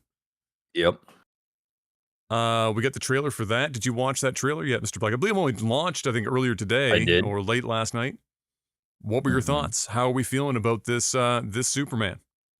I've never been a huge Superman fan. It's not like my go-to superhero. I do enjoy, like, I really like Henry Cavill. I think Man of Steel is, like, super underrated. But yeah, it's not, I don't have this, like, emotional feeling for Superman. I'll go see it. It looks fine. It looks interesting. I like that it looks different enough from the Henry Cavill Superman. It's a different tone. It's like even just the way it's looks like it's filmed and, like, sort of the color. It just looks good. Music was great. Yeah, I mean, it's just a teaser trailer, but they put a lot in there. There was a whole lot going on. But yeah, looks good. I'll definitely go check it out in theaters and IMAX for sure. But I'm just not a diehard Superman fan. I've always found Superman, the actual superhero, kind of bland, just kind of meh. Well, he's so strong that it can be hard to have, like, a character arc when he's just immediately assumed to be stronger than everyone else. Yeah, it can be difficult. Yeah. I would say, you know, I too, I mean, you know what would be perfect in my mind would be if we had gotten James Gunn while Henry Cavill was playing Superman. Because I think James Gunn is the right director for a Superman film, in the sense that I think James Gunn is going to do, and from the trailer, do a great job of bringing the original feel of Superman, especially the Clark Kent portions of Superman, back into, like, the roots of like Christopher Reeve's kind of Superman feel. And that's what I got from the trailer, is that it looked like James Gunn said, I want to bring a little bit of Christopher Reeves to today. The color palette, the Clark Kent demeanor, the music, everything. It was very right? Old Superman. Yeah. And I think that because Superman is all powerful, as he is, more or less, with very few weaknesses that are exploitable, where his character development and weaknesses stem from has to come from Clark Kent, which is him just pretending to not be Superman. And so my problem with the Cavill Superman films was that Clark Kent just felt like Superman outside of his suit. It didn't feel like he was really trying to be Clark Kent. Yeah. It just felt like it was all Superman. Whereas with, you know, older versions of Superman like Christopher Reeve and whatnot, it felt when he was Clark Kent, it felt like a totally different character entirely. Like and that's what allowed for character development because Christopher Reeve is the human, or Christopher Reeve, Clark Kent is the human that can have things done to him and can experience things that, you know, Superman doesn't necessarily experience. And then when Superman's suit goes on, then your base assumption is, unless he's up against a god, shit's about to go around, you know, get real, etc., etc. But we do know that obviously he's facing quite a threat because most of the Clark Kent portions we see in that trailer are like him doing flashbacks because his ass is beat on the ground bleeding. Superman is bleeding in the trailer. And the classic idea of, you know, he is, you know, he's not a god. He can bleed, like the classic like line of Superman can bleed. They're trying to humanize him a little bit so that so that you can connect to the character a little bit more instead of just like untouchable. Just you know what I mean. God. But we'll see. I mean, James Gunn is great, so like I think he's going to do great. And this is massive for DC because this is the beginning of not the Snyderverse, but like this new James Gunn verse that he's get me creating. Away from the Snyderverse. Oh yeah, that shit's gone. That shit's gone. Yes. So you know he's starting fresh. This is the first film in that new line of films. So we will see what he does. So yeah, I mean, it looks good. I mean, I'm here for it. I mean, I'm saying it's James Gunn. So you know what is James Gunn's worst film is better than most any other superhero film at their best. Frequently, so you know it's unlikely that it will be anything short of. I'd say the floor for most James Gunn films are 7. 7 is like the bottom of the fucking list. I would say on average he's more like the floor is more like an 8, and then it just goes from there based on your connection to whatever IP that he is manning the helm of. And so yeah, I'm very interested. This is probably honestly because of the tone. I will say that I am more interested in this Superman film than any of the other Superman films that have happened in the last like fucking million years. I can't remember the last time I've wanted to watch one. This one I'll definitely want to go and check out. Do we have a release date for that, Mr. Black? I think it's in July. Is it in the summer banger? I think it's June or July, the 11th, I think. Okay. Superman. Unsurprising. So they're putting it right out there as the blockbuster. Yeah, July 11th. Excellent. Yeah. That's going to be a big movie. I will be there. Other than that, I guess we can briefly talk about, just for the sake of saying it, I want to just give a quick shout out and big fuck you to Cineplex for pulling the Interstellar 10th anniversary showings from our theaters out here on the East Coast because they hate money. And they thought that Wicked was somehow going to do better, and in reality, on way limited screens, Interstellar was the second highest on ratio. So you could have put that in as many theaters as you wanted to, and you would have just made buckets of fucking money anyway. But we didn't get to see it out here. We were excited for months to go and see it back in IMAX again. And I thought, we're not going to get the 70 mil because we don't have 70 mil theater here for IMAX. It was like, well, don't care. Go see it in IMAX again and get to take M because she never saw it in IMAX. And fuck. Can't do it. They pulled the fucking plug on it. We got none out here. The closest was in Ontario. They had to travel all the way to fucking Ontario to see that shit. So go fuck yourself, Cineplex.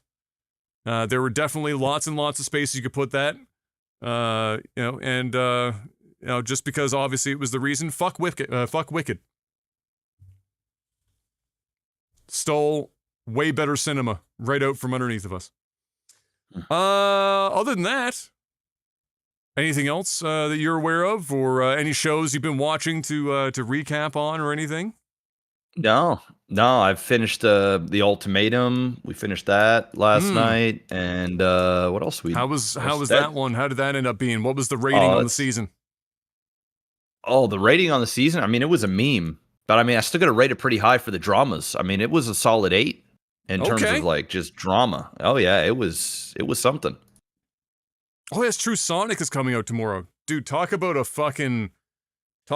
redemption arc for movies. That first one looked like it was going to be the first and last, and now here we are at 3. Oh and yeah. We've got like. Did you see all this stuff? You see all the stuff about Jim Carrey where he was joking? He made a joke about like, hey, you know, what brought you back, you know, to do more sequels, and he had made a joke about like, hey, I bought a lot of stuff, so I had some bills to pay. Oh, and then right, there was yes. then like every news outlet and all this other shit was like, how did Jim Carrey spend his hundreds of millions of dollars?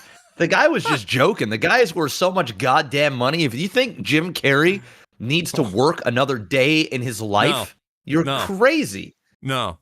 He's doing this for the love of the game at this point. Yes. Jim's only doing this movie because he likes the character. That's basically it. Otherwise, he'd just be in his art studio painting whatever the fuck for days on end. Who in their right mind thinks Jim Carrey lost all of his money doing what? And do they think that the Sonic films was going to be the thing that was suddenly going to pull his ass out of debt until like this one of all all the films? Like come on, bro. I'm sure he's getting tanked. Yeah, I'm sure he's getting paid very well. You know, he's probably getting paid at least $10 million a film, if not more. Probably with back end, he probably fucking making a shit ton of money. But this guy is not broke. Nah, it's Jim Carrey. I mean, he's got enough like just passive money that'll come in every year for the rest of his life from the syndications and stuff that he has. I mean, a guy is Jim Carrey. It's Jim Carrey. Then there's like already talks that like he'll do another Grinch movie if they make it so that he doesn't have to wear so much makeup. So like if he does that, they're gonna pay him an astronomical. God. He would make so much money off another Grinch movie. I mean, just the money, probably the money a year he makes off the original Grinch is substantial. 100%. I mean, like, just, like you said, the man's catalog is so deep that just syndication, like, paychecks would just sustain him and his family for the rest of eternity. I mean, there's nothing money-wise that he needs. And, like anyone that's been reporting on Jim, what's weird is that they just even report on that because everyone knows what Jim's been doing. The man was, like, on 1,000. He went on the weird, like, you know, Jim's in an interesting out-of-body experience type situation here for the last 15 years at this point. Yeah. All he's been doing is sitting in an art studio painting. That's been like his entire existence. And then he goes on like podcasts and says crazy shit like, I'm not Jim Carrey. And you're like, okay, Jim.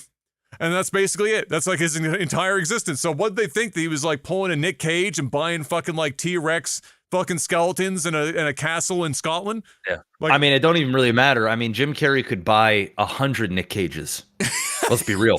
Yeah, true. I mean, if Jim Carrey wanted to go buy fucking dinosaur fossils, he could go do that and have it build his own fucking museum with just his wipe it with his ass money. Like seriously. But anyway. That's true. But yeah, there you go. So Sonic is coming out. It's apparently really good. I've heard nothing but good things from those who've already seen advanced screenings of it. I mean, shit, dude. At this point, we got Keanu Reeves, we got Idris Elba, and this isn't a Sonic film. Like, if you were telling me 10 years ago that we were going to be watching those kind of names roll through on a Sonic movie, I'd be like, what the fuck? Yeah. No. And yet, Sonic's crushing. Here we are. And they've already said there's another one coming, 2026. Yeah, my son never watched any of them, so I'm gonna sit down and watch them. I watched the first one, but I didn't watch the second one. Obviously, I didn't see the third one yet. But so we're gonna sit down and we're gonna start watching them because he was a little scared of Robotnik. Like he was still at that age where Jim Carrey was kind of creeping him out. But he's a little older now, so now he's like, you know, he wouldn't even watch he wouldn't even watch the Grinch. So my son loves the Grinch, but he loves the cartoon one, the animated one, the original and the one that had Benedict Cumberbatch or whatever in it. So he watched that religiously. But whenever like the Jim Carrey one came on, like even the preview, and he's like, you know, kind of be like. now he can watch. Now he watches it, right? So he's like, you know, but man, he was scared shitless of the real Grinch. I'm not even surprised, honestly, because like the way that movie is shot, and then Jim's like facial contortions, it is kind of fucking freaky. Well, it's like, it's right in your face, like the way they shot the film. It's very like it's very like in your face. Almost. It's claustrophobic, and just the camera movements and stuff they do with it is like very like. It's fucking wild. I don't even like it. I don't even like that one, to be honest with you. I'm not a fan of Jim Carrey's Grinch. Not his acting, but just the movies, or the movie, I should say. Obviously, he's the perfect person to play the Grinch, and he did a great job.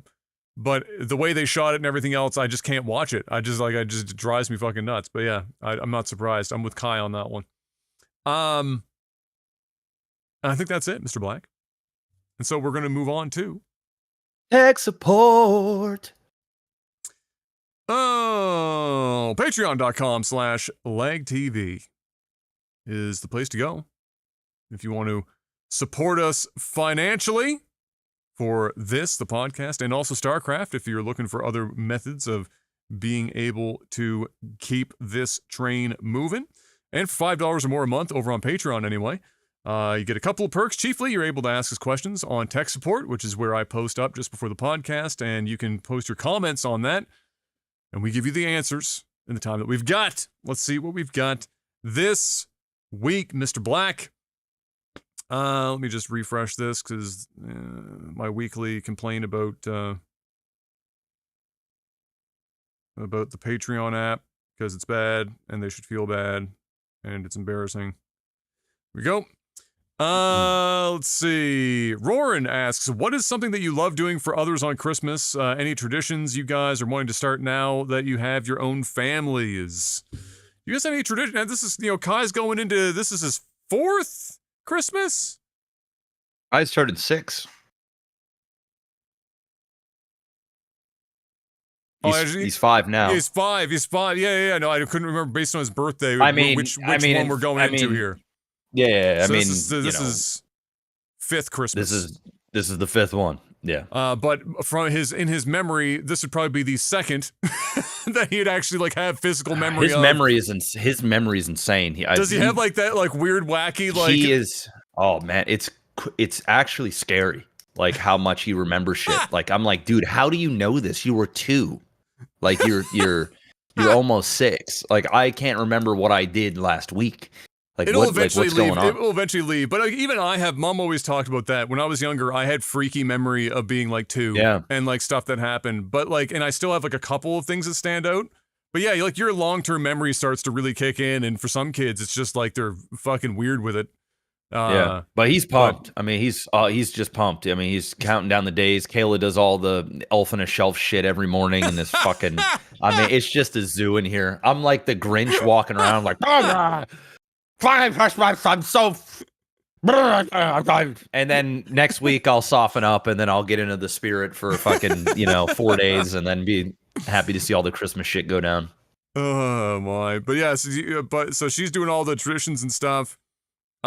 Is there anything that when you do get out of the Grinchy mood for a few days, is there something that you always that you end up doing every year, individually? I mean, well, we have a thing we do every year. I mean, we always go to my mom's for Christmas Eve, but this year, my sister wants to host. Okay. So we're going to my sister's place, and then both my parents always show up at my house at 6:30 in the morning, day of Christmas. So they come over in the mornings and they watch Kai open up gifts. And then we have a big breakfast, and then Dad goes with his fam, and then Mom goes and sees her family, and and then we just kind of chill out for the rest of the day, and then we go to my wife's my in-laws the next day on Christmas Boxing Day. So those are really just our traditions. We don't really. There isn't we don't go out anywhere. We don't all go to church or do, out of stuff activities. It's just very the same things every year. This year's a little bit different, but that's pretty much it. I mean, we don't really have anything in particular that we do that is kind of worth mentioning. That's kind of out of the norm. I think probably most people see family. You know what I mean? Yeah. It's similar here. We you know, but from a tradition perspective, you know, just things that we always do during this time of the year. We almost always have at least one puzzle out on the dining room table that we just pick away at over the Christmas holiday and in the winter. So that's something. It's usually a Christmas themed puzzle of some kind. I mean, geez. I mean, yeah, other than the get-togethers, like there's always at mom and dad's Christmas Eve for Chinese food, where we have the aunts and uncles over and we give our gifts to, you know, the extended family during that time. And then Christmas Day is just usually immediate family, although this year we're going back to having my aunt and uncle and cousin over, and I think everyone's here this year. I think maybe.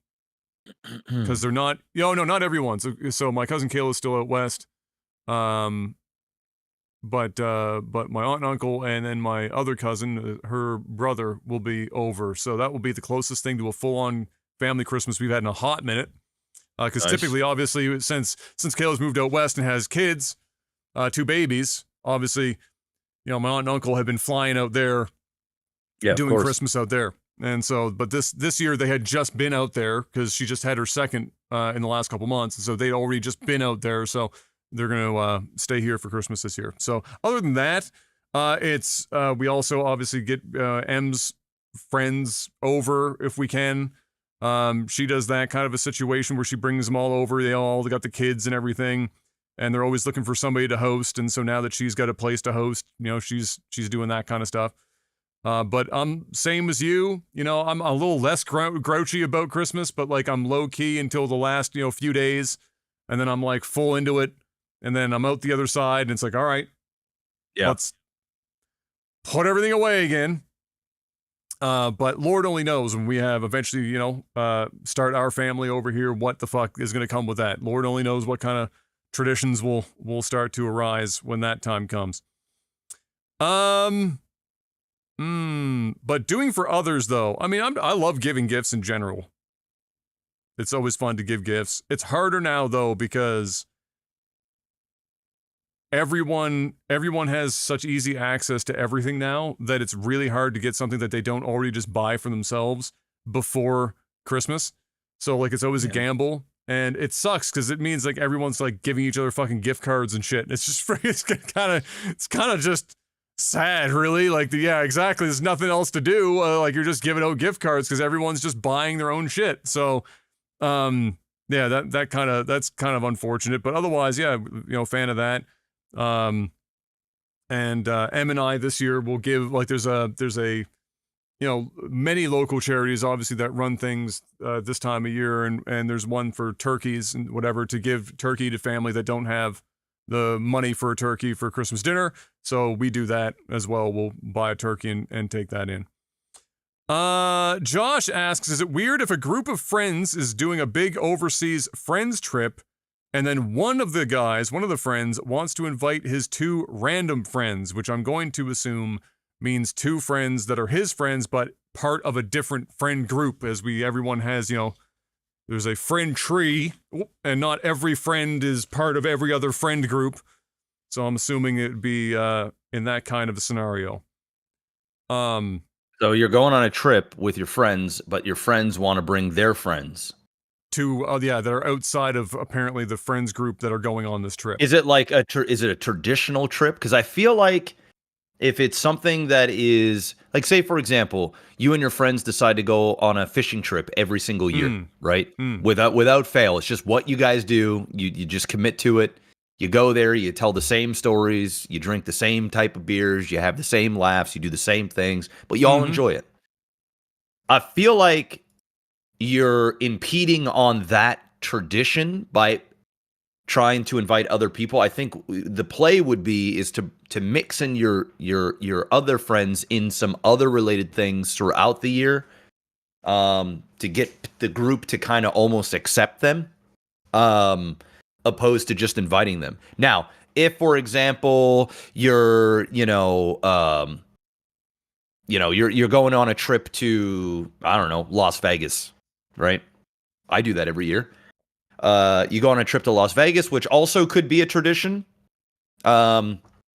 But typically with Las Vegas or other places you go, there are lots of things to do where you don't necessarily, and I know this from experience, like if you're with, say, 4 to 8 people in Vegas, you're typically not having all 8 people eat at the same place all the time, or going to, like, you'll have certain groups that are interested in these shows or these types of events, or I'm not really into that. You'll have a so that those things are easier to kind of get away from because it's a much bigger social environment. You know, you're already surrounded by hundreds of thousands of people on the regular. It's very easy to kind of like peer off with certain people or do whatever, or just kind of mix in. So I what I'm trying to say is I think it just depends. I think it really just depends. It depends on the type of trip it is, and sort of the unspoken-ish rule. Like, I wouldn't be very keen with having, say, for example, you've got your own little friend group on WhatsApp or on Facebook, and it's a really tight-knit group, and you're all talking to each other, and then suddenly one of your boys decides to bring in 2 of their boys. You're like, whoa, what's going on here? I don't know who the fuck these guys are. That kind of that just fucks everything up. So, it's situational. I agree. I think in the context, what it sounds like here is that these are 2. The fact that he said 2 random friends means that they're probably completely alien to the rest of the friend group that originally sat down to book this trip to go do this thing. If that's the case, I'm saying, yeah, that's weird. Because, you know, everyone's got different pockets of friends, and they not all of them are hanging out together. If you're going to spend a shitload of money to go on a big trip to fucking Europe, and you're doing it with, you know, a specific friend group, and you're all like, you've all planned this out, and then after everyone's like on board and planned that out, somebody comes on in and says, yeah, I got these 2 other guys that would like to join in on this thing. No. No. I would say no. Because it's just going to fuck the dynamic up, because everyone that's there is whether they're intentionally doing it or not, are going to have to try to, like, part of their enjoyment is going to be sucked away from the fact that they've now got to, like, try to make friends or get along with, or, I mean, you don't know, this shit could be a hand grenade. There are people in different friends groups that you as an individual can get along with both of them, but the people in those groups, if they cross paths, maybe it's a fucking hand grenade. Like, there's a fucking Molotov in the room, and then your whole trip is fucked. You don't know. And there's a chance that they could be fucking awesome and be perfect part of the crew. The problem is, there's other ways to introduce. There's other ways to introduce them. You know, it could even, you know what? I think a friend, what a friend needs to do is they need to go, hey, yo, listen, I got a couple of boys. They've shown a lot of interest, and dude, I would love for them to come on this trip. I think they'd just gel with the boys and all this stuff. I think at the very bare minimum, what you could do is, like, just set up a game day where you're playing video games together. You go out maybe to dinner and just fucking shoot the shit. Football game, watch something a football game. Yes, bring him over for UFC or whatever. Just get to know them. Yes, you know, like like just chill out and see what the vibes are like, right? Because that way, then you're not a dick and be like, no, my friends, I only want Jimmy there, Alan there, Buckley, Tremaine, and whatever. I don't know where these names came from, but sure, that's all I want there. And you know what? Okay, but you gotta introduce them a little. We can't just show up with 2 random people on a trip, man. Like Adam said, it's a gamble. And that's not a gamble. That's an expensive trip, bro. It's not even worth the gamble, to be honest with you. I'd rather fucking test drive my car before I buy one. You know what I'm saying? It might look nice, but I don't know, man. Now that they've already proposed it, you can't even do really what Jeff's suggesting, because everyone now knows it's a trial. They know. Yeah, they know what's up. You fucked up. Like, if you had done it, covertly, and you were just looking to see, you know, how the vibe is before asking, different. Yeah. But now that you asked, if somebody says, well, let's just see, we'll bring them over, whatever, now everyone knows that you're trialing them out. That's just fucking weird. You can't. That's going to be, people are going to be fake as fuck on that shit. It's going to be weird. So I'd say, yes, it's weird, and no, they shouldn't go. Just, especially if, you know, if you're going on this big, you know, if you're not people that take a lot of trips, and this is like, you know, we're going to go do this thing, because, you know, odds are if you're going on a trip to Europe with a relatively decent sized number of people, like let's say 5-6 people, kind of a deal, It's probably because you're just doing it before everyone's having kids. You're doing like the one last big, let's go on a big trip somewhere together before we got to buckle down for a bit, and maybe we don't get to do this again for a hot minute. Don't risk fucking that shit up. Yeah. By gambling on the cohesion of the group by introducing two people that aren't part of the group. Yeah. That's a bad gamble. And I think the only other way it might be acceptable as well, where you can get away with it sort of last minute, is if the person that is inviting the two, the event is around them. So maybe it's a big birthday party, like somebody's 30th party, 40th. And it's like, hey, these people mean a lot to me, so I'm going to invite, Jimmy and Bob. That's different. Yes. Right? Then it's different. Yeah. It's different then. Yeah. Because it's like, okay, hey, it's your birthday, it's your thing. Hey, whatever you want. Hey, by all means, I'll meet your friends. It's all good. It's your day or it's your trip, right? We're just there. But like, just to bring somebody, bro, I don't know.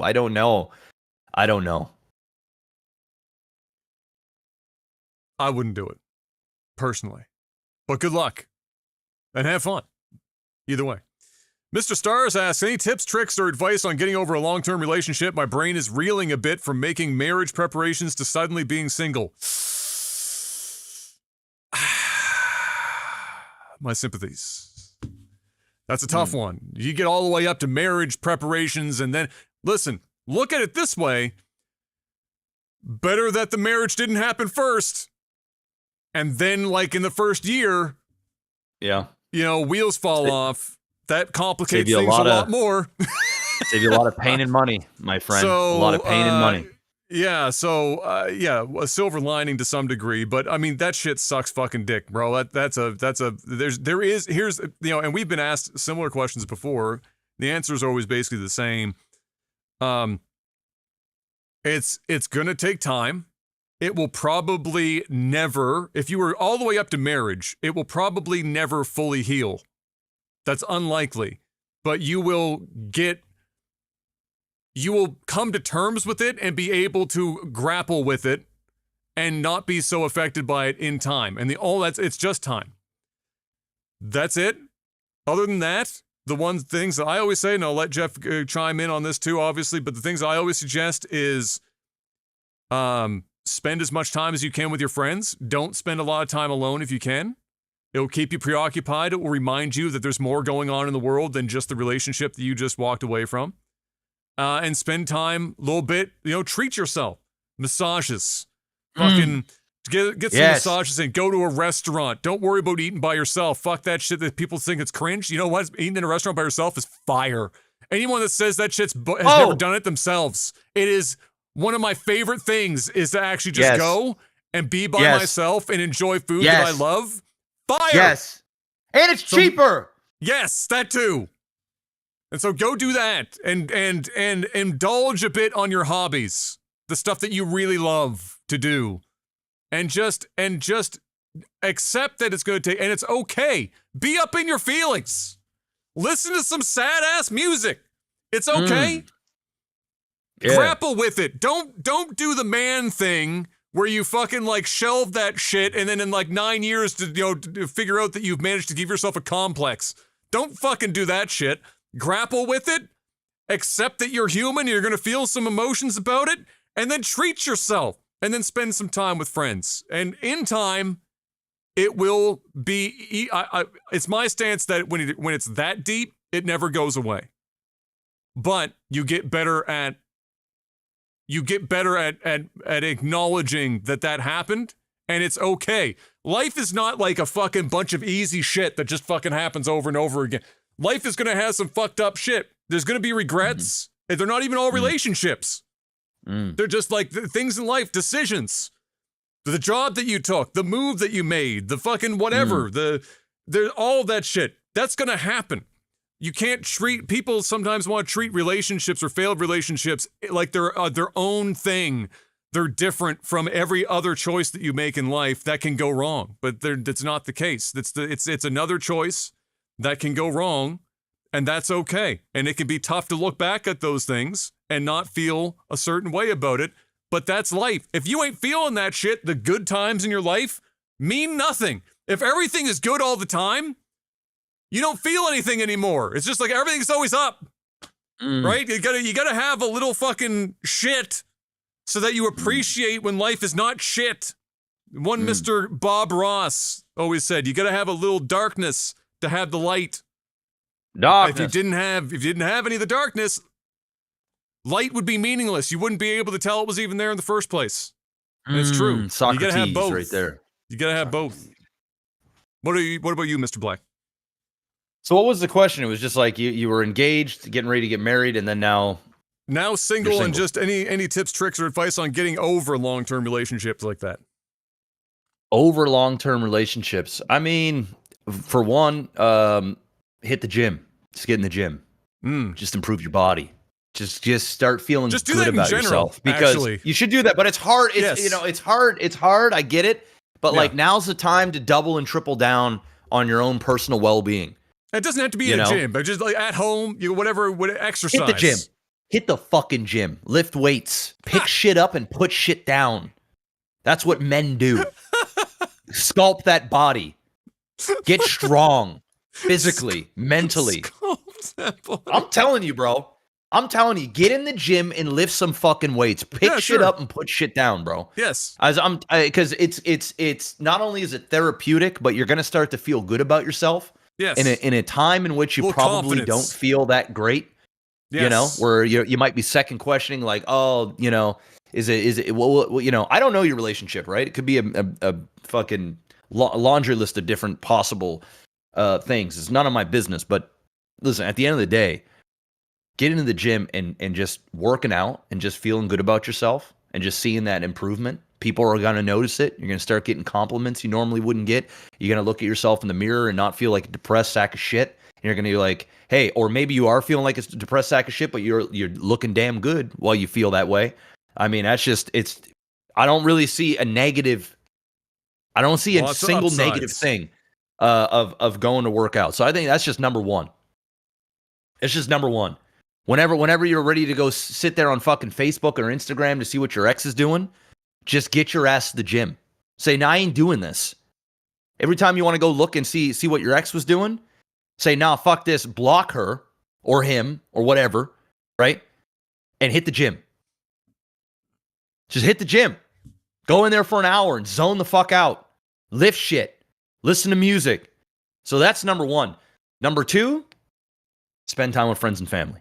Mm-hmm. You got to reach out. You got to reach out to people, man. You got to reach out to people. You let people know how you're feeling. You know what I'm saying? Trusted people. Typically people that are like super biased. Don't be talking to like her friends or his friends, whatever the case may be. Talk to somebody that's impartial, that cares about you, and just let her. And if you don't have that, go see somebody. Go speak to somebody. Don't go date right away. Don't go do that. I'm not saying you can't,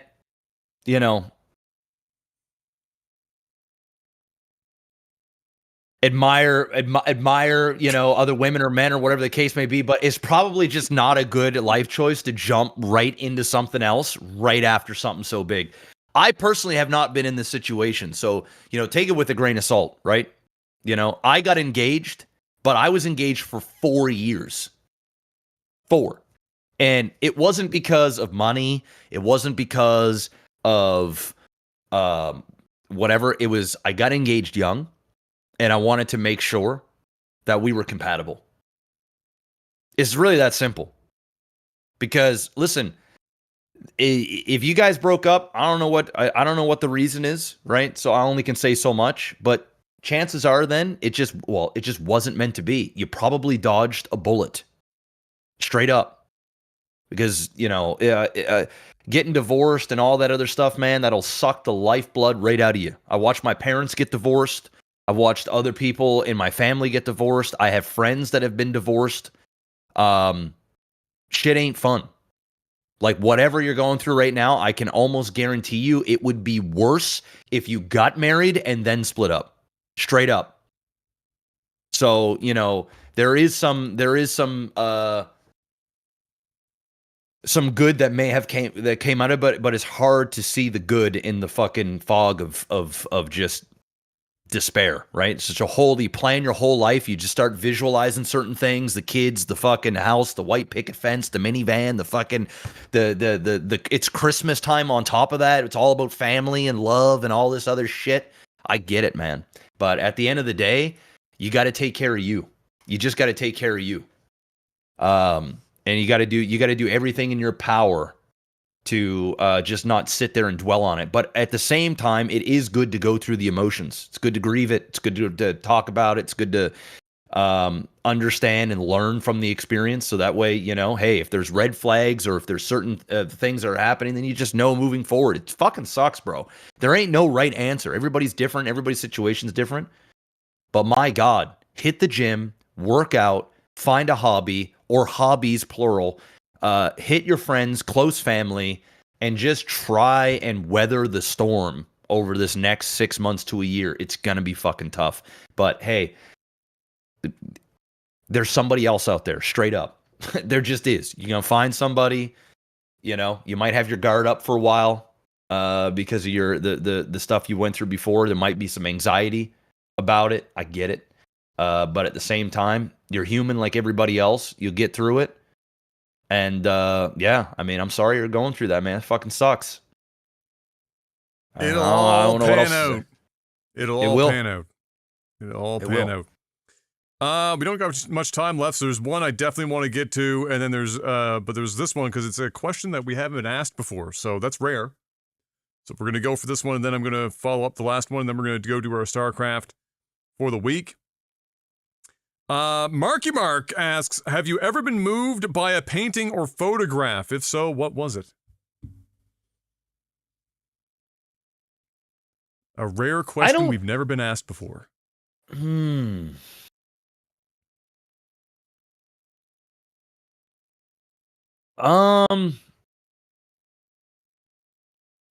mean, I don't necessarily think a painting, but I mean, I've seen some pretty disturbing. I remember just the first thing that just comes to my mind, just because it just comes to my mind, is I've seen some pretty fucking wild photos of slavery that like just burned, just seared. I already can just visualize what it was, and because you know, always growing up, you know, I was told about these things. I've learned about these things in school, but like, you know, being in a black family, you know, there's just things that we've discussed kind of growing up, and I've always known about it and stuff. But I remember just seeing some crazy stuff that was just like, my God, and it had an emotional sort of weight to it. That's probably that's the only thing that comes to my mind. I'm not the type to really look at art and be moved by art. I can appreciate art. But it doesn't really bring out a whole lot of emotions out of me. But I've definitely seen images, and you can see the pain and the whole sort of. And I'm sure people see that with art as well. Yeah, I can say that. Now, when it comes to film, I've been moved in film endless times. Yeah. I mean? Like, I mean, it's just but when it comes to art, I don't necessarily think art, but I've definitely seen some real life historic photos and stuff that, you know, especially when I read a little bit underneath the photo about like the people and what it's a lot. It's a lot. Yeah, you know? For sure. The one that immediately sprung to mind, and it's probably the one that a photograph that I can remember most affecting me. I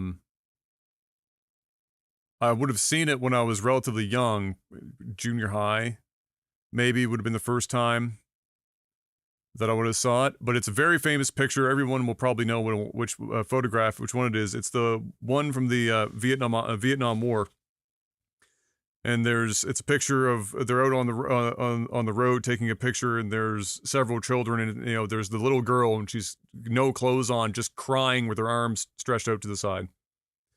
And that one fucked me up when I first saw it, and it still fucks me up whenever I see it. And even more now that, I'm older and I understand more about the Vietnam War, it hits even harder. But even without context, when I first saw it when I was younger, and the only context that I had when I would have seen it is this was a picture from the Vietnam War, and not knowing anything else, it's still like there's so much fucking emotion and trauma in this picture that's been taken. It's impossible not to be affected by it. So that one 100%. And then other than that, one that this is almost cheating a little bit, but there is a, I don't even know if Jeff will remember, but because it hung in the house. It hung in the house when he was over, when we were younger too. There's a painting that hung in the house for a long time. I can't remember if my parents still have it on display or not, but it's one that my father did. That my dad painted in a oil painting class a bajillion years ago, and it's a fisherman out on a boat in a storm, like a lobster fisherman. Out in the storm. When I was younger, I didn't even know Dad painted it. I didn't find out until much later, and it's a phenomenal painting. But that one always hit. The painting is just really, really, really well done. But there's, I always envisioned that it was my grandfather, which is my dad's dad, who was a lobster fisherman, and who I didn't get to know because I was 9 months old when he passed away, and so there was obviously, I say it's cheating a little bit because there's a familial connection, but that was probably one of the few paintings that I saw that hit me a little different for that reason. And I found out Dad painted it, and obviously that made it even more of a thing. But yeah, I mean that picture for sure, the photograph from the Vietnam War, that one is fucking. That shit's crazy, bro. That photo encompasses so much fucked up humanity in one summed up picture. It's nuts. The only one, or there's one other one, and of course, obviously, like human nature to be remember negative emotions more than positive emotions. But another photograph that really fucks me up, that makes my churns my stomach, is a more recent photograph. And I can't remember what country they were in when they took this picture, but it was of a child who had just outright starved, and it was a very small child to begin with, and they were completely emaciated, like completely nothing left, curled up, fetal, like just tiny thing on the ground. It's just a picture of this poor child who had died and been left outside, and nobody even came for him. And that one fucks me up every time I see it as well. So those two are easily. I wish I had happy ones, but like I said, it's human nature to remember the negative emotions from things more than the positive ones. But those two for sure are fucking wild to me, and no coincidence they both involve children, suffering. Nobody, it's if you don't feel anything witnessing that, then you may be a psychopath.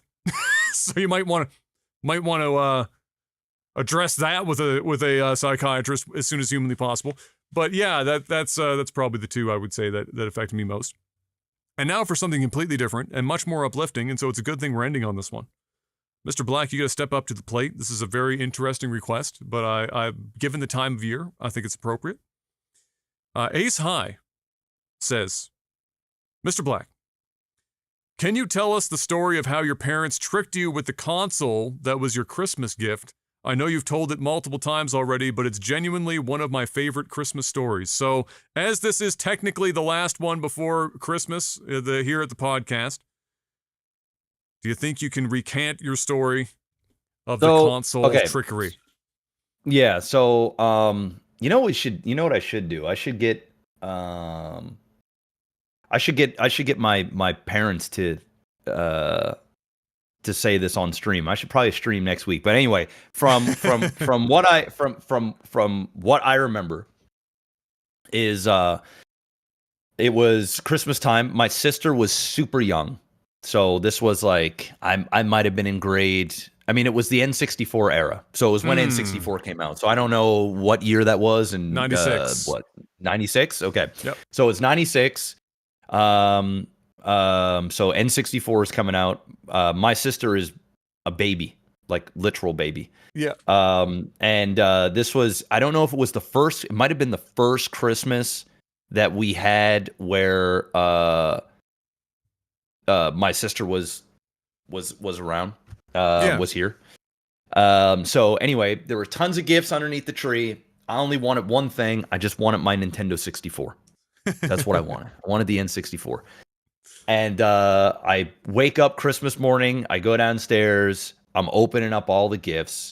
And there's no N64. There's no video game. There's nothing, right? I got some clothes, some, a little. I think I had gotten a Walkman that year. The Sony Walkman. Yeah, it was like, I think it was a Sony Walkman. I think that was like the big gift, if I can recall. And my parents, because it's been a while since my parents we talked about this. It's been a few years. So anyway, my dad. So after all said and done, all the Christmas gifts are open, and I'm sitting there. You're just in shambles. I'm in shambles, right? I'm holding back the tears, right? I'm trying not to act. Exactly. I'm trying not to act ungrateful because I still got a decent amount of stuff. Yeah. But like, I didn't get the thing I wanted. And like, my parents were notorious for always getting me the big thing that I wanted every year. I didn't grow up with much. My parents didn't have a lot of money. My parents have never owned a home in their life. We've never, we never went on a real family vacation. Like we traveled to Montreal for Dad's work once, but I've never been like, we never had a lot of money. Even when I moved by Adam's house into the burbs, it was like, that was my dad's boss's home, and we rented. My dad's boss gave him a good deal to basically, rent that place for a similar price that we were paying in borderline public housing. It's borderline. So we never really grew up with much, but my parents always kind of made sure there was just something there. And like, growing up now, I realize like they probably were in debt. They didn't have the fucking money to do, but they just provided us and I'm sure there are tons of people that can relate to these things. It doesn't even matter if you come up with a family that has money or doesn't have money. I think a lot of parents kind of stretch themselves thin during the holiday seasons, and my parents were no different. They definitely provided more than what they had means to do, but they did. And so, I, as a kid, wasn't used to not getting the thing that I wanted anyway. It was almost a foregone conclusion that like I was going to get my N64, and I was already visualizing me playing it. And the crazy thing is I always looked around the house for the gifts. And that's one gift I just didn't see. And I scoured the whole fucking house. Like, I looked everywhere, like leading up to Christmas, like every single day for like a week, 10 days before Christmas happened. I was looking in the same spots. I was looking in all kinds of places. I couldn't find the N64. I was finding other shit. I couldn't find the N64. So there was like part of me that was like, am I going to get this thing? But like, yeah, I'm going to get this thing. So I open up all the gifts. There's no N64. And my mom, my dad were like, it's great Christmas. I was, oh, this is great. My sister's there. She's like bobbing her head, and she got a bunch of shit, right? And I'm like, I'm like, fucking hell. And then now I'm starting to get now reality's starting to sink in. Like, man, I'm not getting this. I'm not getting my N64. My parents, my dad, man, that fucking troll, bro. And I already know my mom was probably, already feeling bad for me because she's always got a soft spot. But my dad, he was like enjoying this level of like pain he was putting on me, right?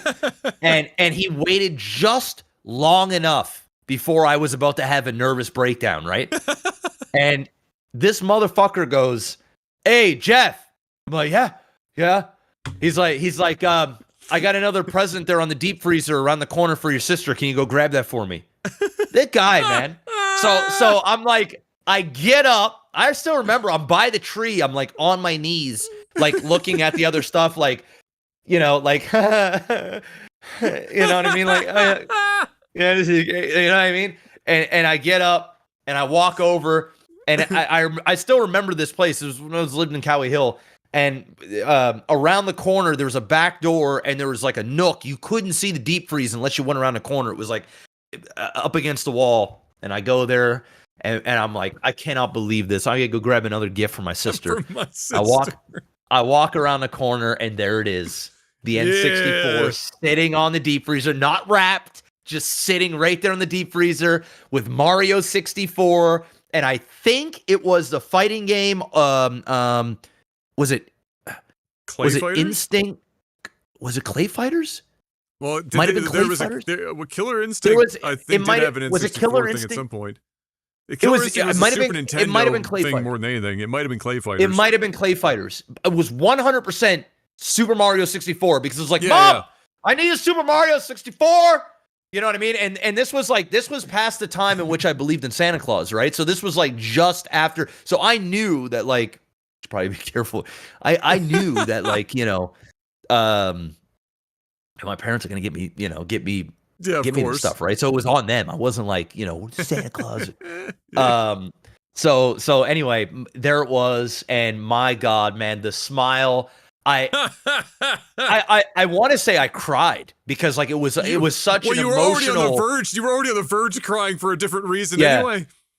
Yeah. So Killer Instinct, Killer Instinct Gold. I think that's what it was. I think it was Killer Instinct. Killer Instinct and Mario 64. But anyway, like, I played Killer Instinct for a very little period of time, and then it was just like Mario 64. Mario 64. I fucking love that game. But yeah, and then my dad, obviously, he was like, Bud, you know, we would, you know, of course we're gonna get you the N64. So yeah, that was an emotional, a roller coaster of an experience, I'll tell you that. But it was a very it honestly was probably my most memorable. Out of all the Christmases, I only ever really remember 2 Christmases as a kid. I remember being probably 6 or 7 years old, my son's age. Right around that age, I ended up getting a Super Nintendo. So I remember that Christmas because I remember getting the Super Scope 6 and Super Mario World and fell in love. That was an expensive Christmas because that shit was fucking. Oh, dude. I once again, I don't even know how my parents did it. I really don't, because we did not have a lot, but they managed to do it. But yeah, I remember that one and the N64 Christmas where I got debated by my old man. That was probably one of the more memorable Christmases that I've had just because of how it played out. And the N64 and the Super Nintendo really shaped my love for video games. I mean, if my parents didn't buy me the games the way that they did growing up, I probably wouldn't do this as a career. I wouldn't have that. True. It just shaped who I was. It's just facts. I just wouldn't have fallen in love with it. I don't think I had any Christmas stories where it was like an expectation, you know, and then a troll or anything like that. It was usually just, it was there. But Mom did eventually, like, if it was video games and stuff, you know, it would be, you know, she stopped putting it, just wrapping the video game. She'd put the video game in, like, a box and then another box to, like, completely fuck you up. So you're looking underneath the tree and you're looking for video game shaped boxes. That's it. The boxes. And, like, she'd be putting boxes in boxes and shit like that to try to, like, you know, pull a fast one. So there was stuff like that for sure. But for me, the console surprise for me, I've told the story before, it was around Christmas, but it didn't get to all the way to Christmas. We were still living with friends of the family while this house, I say this house like I'm still at my parents' place, while my parents' place was still being built. And so that's also where I got babysat after school and whatnot. And I was there frequently until, you know, Dad got off work or whatever, and my mom was home. And so, I was, when I was living there, I was playing, you know, they had, two boys and 2 girls, and, they had a, Nintendo Entertainment System, with a bunch of games, and I fell in love with the thing. I was playing it like crazy. And I'd wake up at like 4 a.m. when I wasn't supposed to be playing it, and I'd sneak out to the living room, and I'd turn on, it'd be like, you know, fucking Golden Axe or some shit, or whatever the fuck I was playing at the time, and playing it, and just obsessed with it. And I hadn't even really asked for it that I can remember. So it made it even a bigger surprise. But I remember the day, or I remember that night so clearly. I was down in the basement watching cartoons. It was Felix the Cat or something. We was watching Felix the Cat. And Dad had gotten home from work, and it's nighttime, and it's probably a few weeks out from Christmas. It's definitely December. And he opens the door into the living room, whatever, and is there. And I'm like, oh, hi, Dad. And I'm like running over to see Dad because at this age, I'm like, Jesus, I don't know, like I might have been 5. I think I was 5. And then I get to the door, and as I'm getting to the door, he pulls the box into view, and it's the Nintendo. It's a NES. And it was the one with the combo Mario, Duck Hunt, whatever, the gun, the whole 9 yards. Yeah, and I just about fucking passed. I just about passed out. Hell yeah. Because I didn't even ask for it. He just showed up, and so few times in my life did mom and dad surprise me like that. It was so infrequent. And so, because we were doing okay financially, but it was just Dad's income. That was it. And we did have the house, so we were stretched because we had the house. That was it, and it's only Dad's money. Mom wasn't working, and so there wasn't a lot of crazy big, whatever surprises. So that was definitely one that stood out, and I was like, holy shit! Christmas didn't even matter at that point because I was I had my fucking Nintendo. Oh yeah, I was super excited. You're off to the races. So I had Mario, the Mario Duck Hunt combo. Then I had 3D World Runner, was a super random one. Rad Racer, as well. And those were the only 4 games that carried me for the longest fucking time. Because back then we just rented shit. So we'd go Rogers or Blockbuster, and we just rented games. So those were the 4 major ones. Games back then were different too, right? A lot of them were very arcadey. You had RPGs, a lot of the stuff on Nintendo, and I've got fucking a lot of Nintendo games. They're very arcadey. It's the games aren't super long, but they're challenging. And so typically if you rent them for a week, maybe 2 weeks, you get everything out of it, right? And then you just kind of move on to the next. Definitely a cheaper way than going out and buying game after game after game after game. Eventually I bought Mario 3. At some point I owned Mario 3, and then that's a good one. That has really good replay value. Mario 3 is one of the best. I think that's probably one of the best NES games. I think it's just the best NES It might game. be the best NES game ever. Yeah, it's up there. It's top 3. That and Zelda are probably the 2 peak. Yeah. And maybe you could squeak a Final Fantasy, one of the early Final Fantasies in there if you're a big fan, but they're hard to go back and play. But you know what's not? Mario 3. Mario 3 is still a banger. Mario 3 today is just fire. So that was a big surprise. The only other time I can think of was we were walking through Costco, Dad and I, and when you walk through, back then it was Price Club, it wasn't Costco yet, and still the Canadian branch before we sold out to the Americans as we always do. And so walking through that front door, it's still laid out the same. The layout has not changed in that fucking store in 30 years. So in that entry, they always had the electronics or whatever, or random things or whatnot. And on the right-hand side, they had these big boxes of Acoustic Authority, which is a company that doesn't even exist anymore, but Acoustic Authority PC speakers. It was 2 speakers that had two drivers in them each, plus a tweeter, and then a subwoofer that was massive. And I think it was back then it was massive. It was a 10-inch or 12-inch subwoofer. And the subwoofer had the amp built into the top of it, and heatsink combo. It was a hell of a unit. And it was kind of on sale. And it was funny, I was there and I saw it and I was like, wow, this guy, I don't know how old I was, probably 12, I think. And it was just Dad and I. Mom was not in the store. Just Dad and I in there. And Dad was looking at it, and even Dad was going, yes, son. And I didn't even ask. He just looked at me and said, would you like that? And I was like, yes. Is that even a question? Yes, I would like that. In reality, Dad's looking for a reason to have a set of speakers in the house.